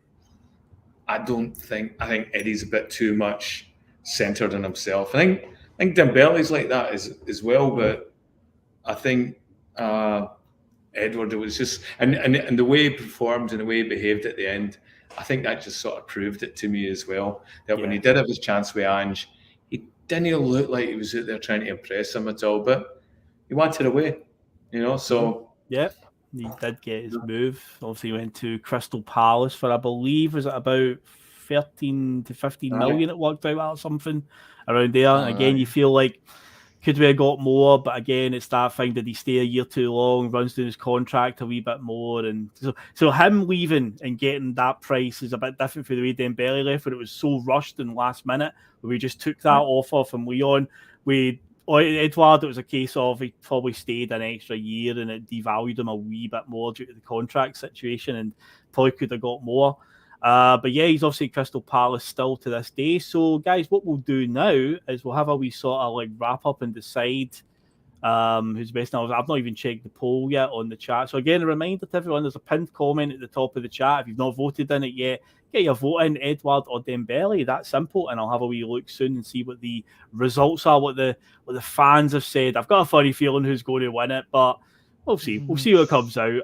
But anyway, so Dembele, he went off to Lyon in the French league, and he's still there to this day. That's a good few years he's been there. But he did have a loan spell at Atletico Madrid, but that was obviously, again, coronavirus seems to be at the centre of all this timeline, because he went there in January 2020.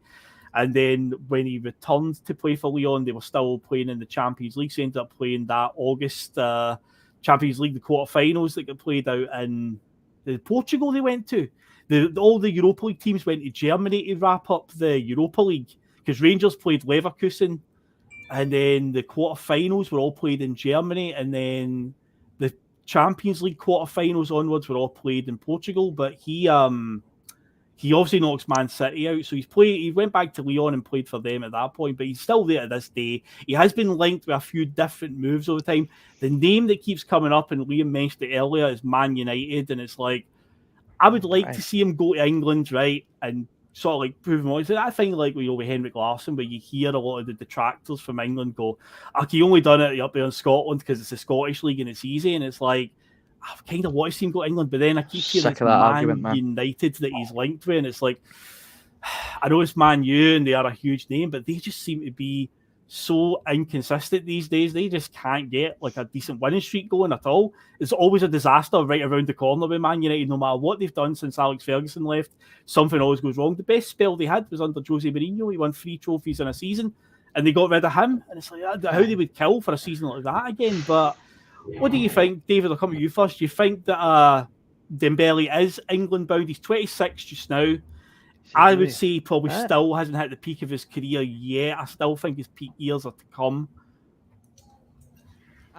It's funny. I always kind of thought he'd end up at like an Arsenal or something. I always seen him as like heading to Arsenal. But yeah, you're right. Man United always seems to be the club that seems to be always coming up in the.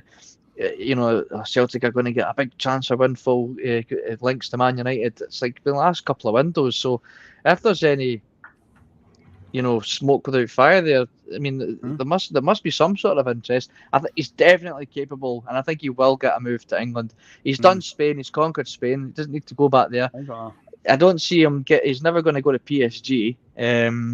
So I think I don't think Germany will pique his interest that much either, unless you're going to a Bayern Munich. So I think it will be England next. He's got unfinished business there. Like he was, like you said, he was so close to signing for Tottenham. It didn't happen. And his career path went a completely different route.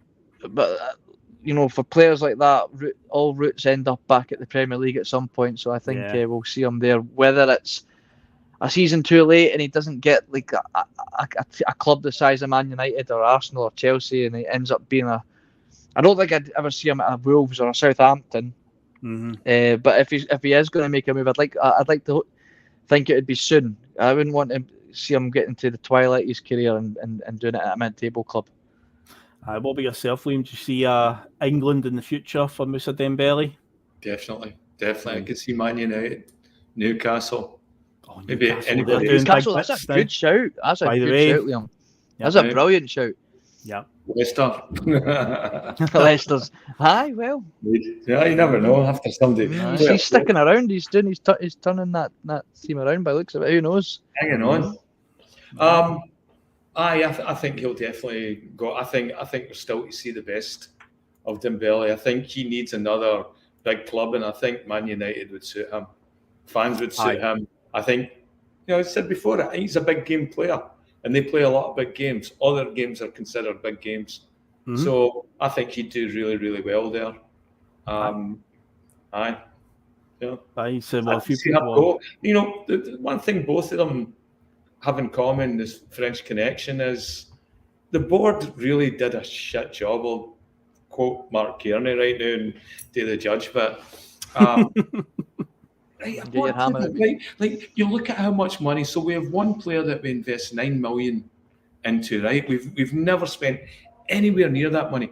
You think we would have much better, idea of how his contract's going to what is the exit strategy for this guy? Because again, both of those players we sold at the last minute when the timing wasn't right for us. When we were talking about original money for Eddie, we were talking 20 to 30 million pounds. Same with Dembele.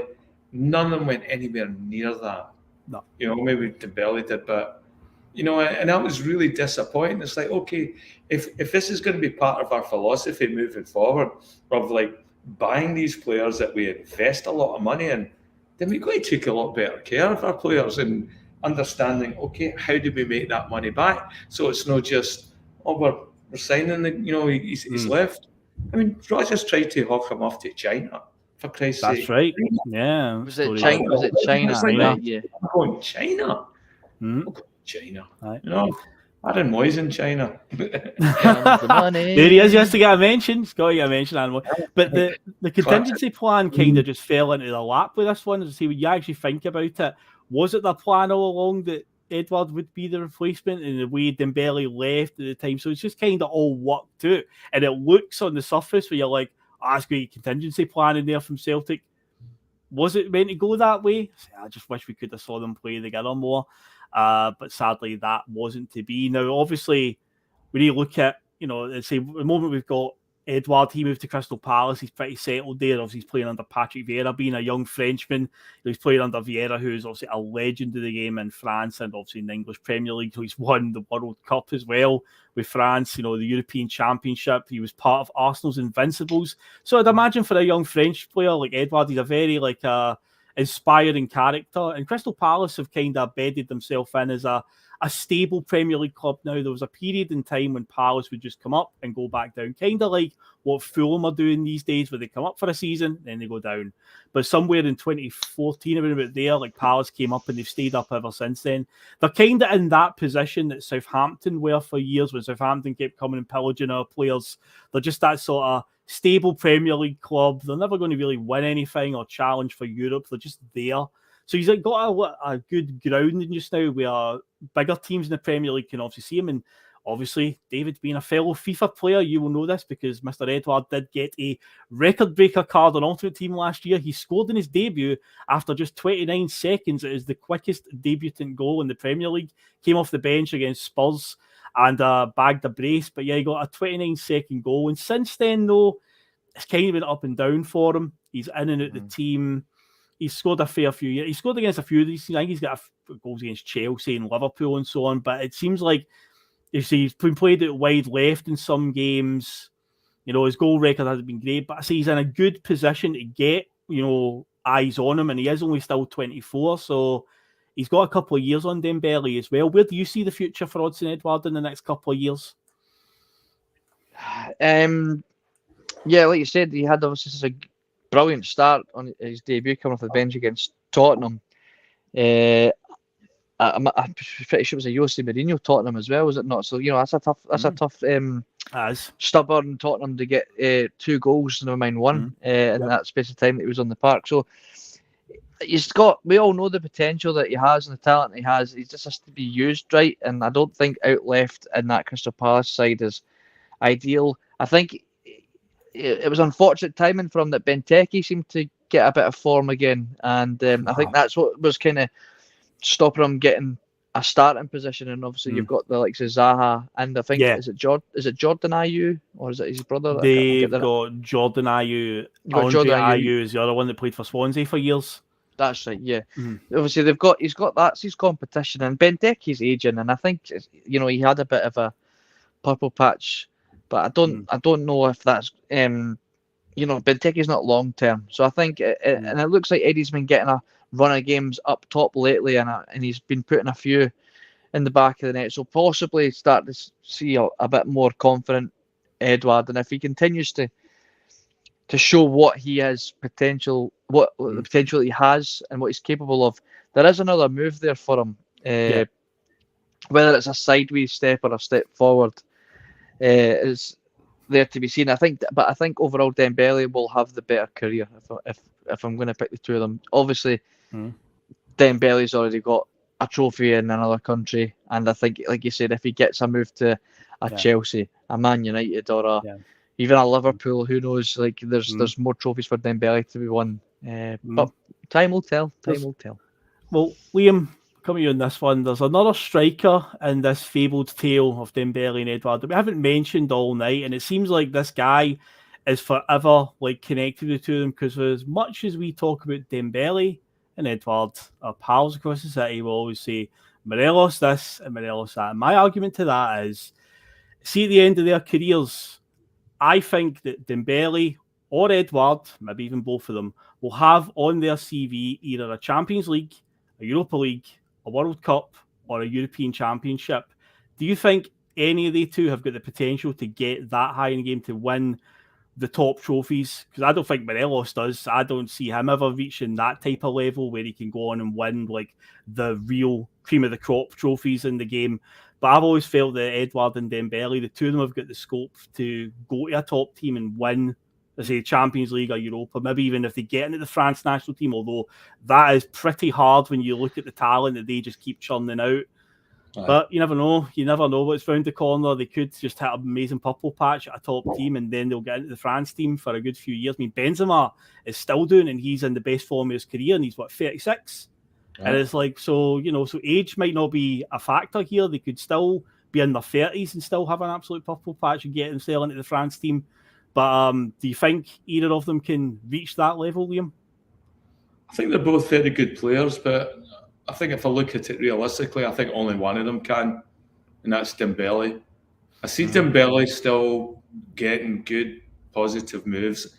I don't. Just my feeling is with Edouard, I think we got the best out of Edouard that we possibly could have at that time. And I think momentum plays an awful lot in life and anything that you do, right? And I think once you take your foot off the pedal and you coast, whether you think you have the reasons to or whatever, and he stopped playing football, and I really believe he did. I'm sure he's still trying and all that, but that desire, that passion, I see that in Dembele. I've seen that in Dembele when he played, and when I watched Edouard, which I thought he turned it off for us. It just that you don't seem to get that back.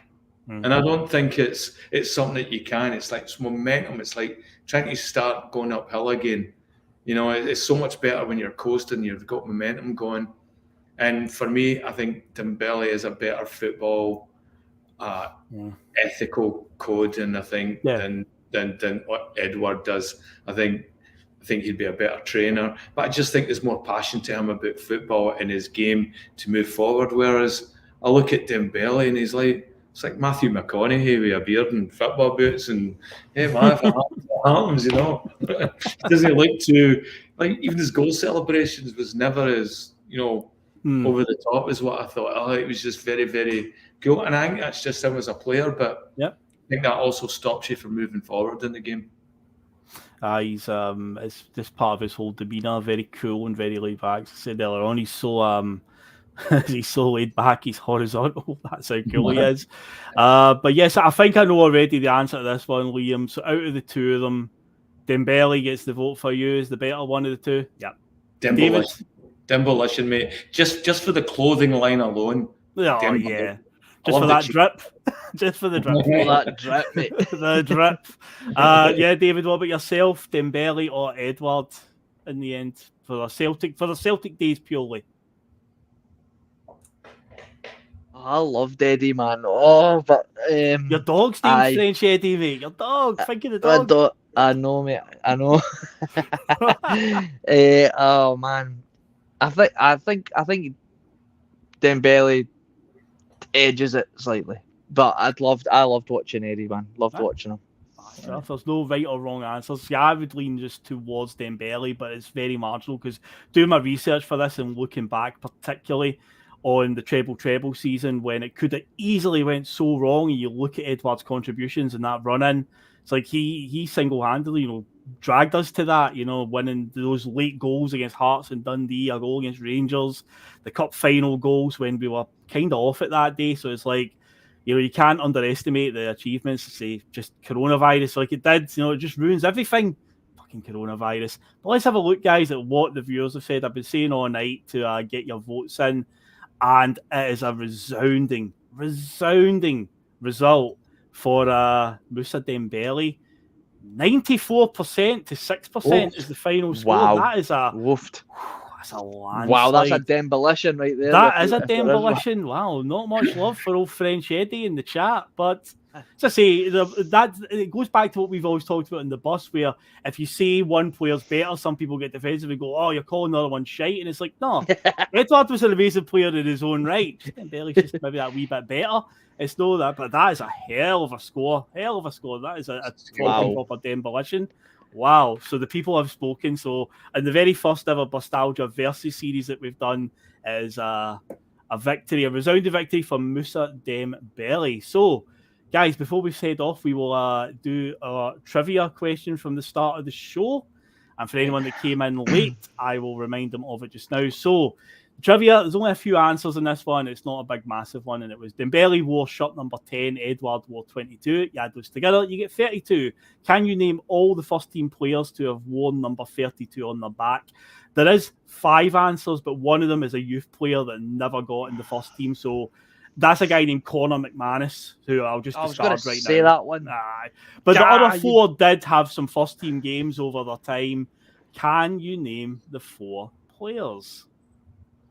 The first one is Tony Watt. That's an easy one. Tony Watt is the very obvious one. Yes. Can I throw one out there? Phil, Yep. Jorginho? No.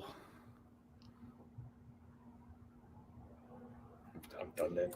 Who was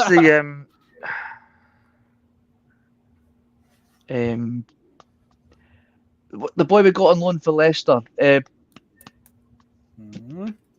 Getting warmer. Benkovic. Benkovic, yeah, Philip Benkovic is Yes, one of them. I signed him on FIFA 19 or 18 or whatever it was. I always got to put I have to put their squad numbers on just so I know who I'm using. He's another one of those players that, when windows were coming around, it's like, get Benkovic back, bring him home. One of the guys like Patrick Roberts, who used forever, every time a transfer window's coming up, sign Benkovic, bring him back. So he's in that category. But yeah, he was number 32 as well. Now, the other 2, one is from the Ronnie Dyler era, and the other one is from the Martin O'Neill era. Yes. I've because there's not 2 of us controlling the comments, I can't do the image with the klaxon as well. So thank you. Your ears will be thankful for that one, folks. That's not way off. But yeah. O'Neill was Stephen Guppy. No, you're not a million miles away. Guppy was number 30, so you're close. It was a youth player, a guy that came through the youth team in Martin O'Neill's one and got a few games under O'Neill. Somebody in the chat's got it, and I'm not surprised who got it because Patrick McLaughlin, you get everything, mate. You're pure brain box here. He's got it. Get him on. I know. Get him on. There's one from Ronnie's era. Yes, David. There is. The other one is from Ronnie's time in charge. A number like that's usually a youth player or a loan signing. So was he a loan signing? He was a loan signing. Yes. How many loan signings did Ronnie have? The player scored on his debut as well. Gambia. The Russian. He came from a Russian team. I've said his name on the show before. He came from Rubin Kazan. Was the team we bought him from? Wasaka. Oh, what's his name? You're talking about the right guy. Wakaso. Mubarak Wakaso, yes. Number 32. Yep, scored against Red Bull Salzburg in his debut. As soon as you said that, I knew, right, because we never seen him again after that. No, I don't think he did much else. He got a few games here and there, but that goal on his debut was phenomenal. Outside of the left foot, wasn't it? Like I can't believe I never got a game again. What happened there?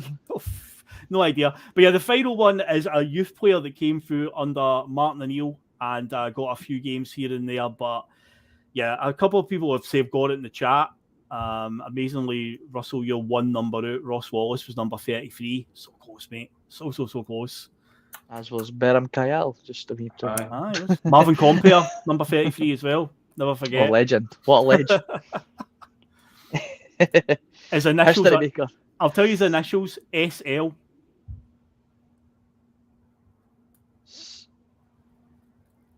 Simon Lynch. Simon Lynch, yes, it's Simon Lynch. I say so. The 5 number 32s that played for Celtic: Simon Lynch, Tony Watt, Mubarak Wakaso, Philip Benkovic. I say the 5th one was a youth player that never really got into the first team, Conor McManus.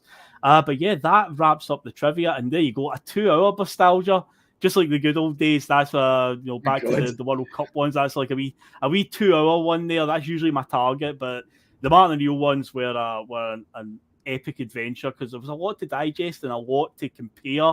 As you know, if you've obviously watched them for the last few weeks to modern times, there was so much to debate and all of it true and quite freakish how accurate some of it was to current day going on. So that's why those shows did go as long as they did. There was just a lot to get our teeth into. But yeah, this is the first time we've done a versus one. The next time I do a versus one, I will probably...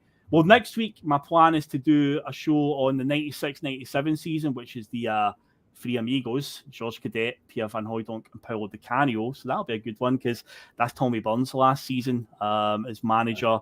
It doesn't quite go according to plan, but again, it speaks volumes for the man himself, Tommy Burns, the way he left that season, where they basically said to him they'll take him out the back door to basically avoid all the press outside. And he went, no, I came in through the front door. I'll leave through the front door. Left with his head held high. Says a lot about the man. So I'm looking forward to talking about that because I've got very fond memories in the 96-97 season. I managed to go to a lot of games. At that point, I wasn't a season ticket holder, but we were able to get tickets through like somebody that knew someone in the ticket office. So I was at loads of games that season. But it was rock and roll football without a doubt. Going forward anyway, Di Canio, Van Hooijdonk and Cadet was an experience, but we just couldn't defend for shit that season. Defence was absolutely abysmal. So I'm looking forward to talk about that next season. I say the next time I do a versus one, I'm leaning towards maybe doing Fraser Forster and Artur Boric. I was just thinking that would be a great one. That would be a brilliant one. Because we talk about the two best goalkeepers that we've had, and they two are always the ones that come up there in modern times anyway. So I'm thinking Forster and Boric should be a good side-by-side comparison. So that could be the next versus one. But of course, people have asked in the chat about what's going on for the World Cup and that. As I say, I'm probably going to go back and finish the remaining World Cup tournaments that I've not done. So that'll be 2010. We'll do Euro 2012, World Cup 2014, which I am really looking forward to talking about. It's one of my favourites. I thought that was a phenomenal one. Plus, there's a certain Aussie manager at that tournament as well that would announce himself to the world with a very, gung-ho style of football in a group with Spain, Holland and Chile. I wonder what he'd ever go on to achieve. We've already done Euro 2016, as I said. That's quite an adventure, that one. And if we've got time for it, we might get on to the Russia 2018 World Cup, which I thought was a decent World Cup as well. But then we're kind of getting it's not really nostalgic by that point when you're talking about, the 2018 World Cup. It's only, 4 years ago. But yeah, we'll do that. But then after that, we'll go back to Celtic-related stuff. You could do the Griffiths 40-goal season campaign with that one. I've not done the 2015-16 season yet, so I will need to. That will need to be done at some point. I've done Ronnie's first season. I haven't done Ronnie's second season yet, where we signed Carlton Cole and Colin Kazim Richards, and that was a fun transfer window. Yeah, it's for the banter. It's for the banter. But yeah, guys, that wraps up our show. So tomorrow Celtic are obviously playing Ross County. PMP will be on tomorrow evening after the game. It's the last Celtic game before the competitive game before the World Cup starts. So hopefully the Hoops can go out and get the points in the bag tomorrow. Keep that 7-point gap. Keep momentum good because we've got a tough return. I believe we've got trips to Pittodrie, Easter Road and Ibrox in the first couple of weeks after the World Cup. So yeah, it's crucial to keep 7 points. So you enjoyed yourself tonight, guys? Been a good one? It's been a good one, mate. Yeah, enjoyed it. Been good. I hope the viewers have enjoyed it as well. Oh, it's been phenomenal. And the viewers, yep, they seem to have enjoyed it. I mean, I say that poll, Jesus, man, no love for French Eddie at all. Poor guy. But anyway, we will head off now, off to the sunset. So all I can say about it is tomorrow on the Hoops, get the job done, and we're out of here. So catch you all later, guys. Some of his comments about me deliberately trying to cause controversy. Well, I work in the media now, and you've got someone sitting there next to you who's an embarrassment to the media profession. He's an apologist. He's a charlatan.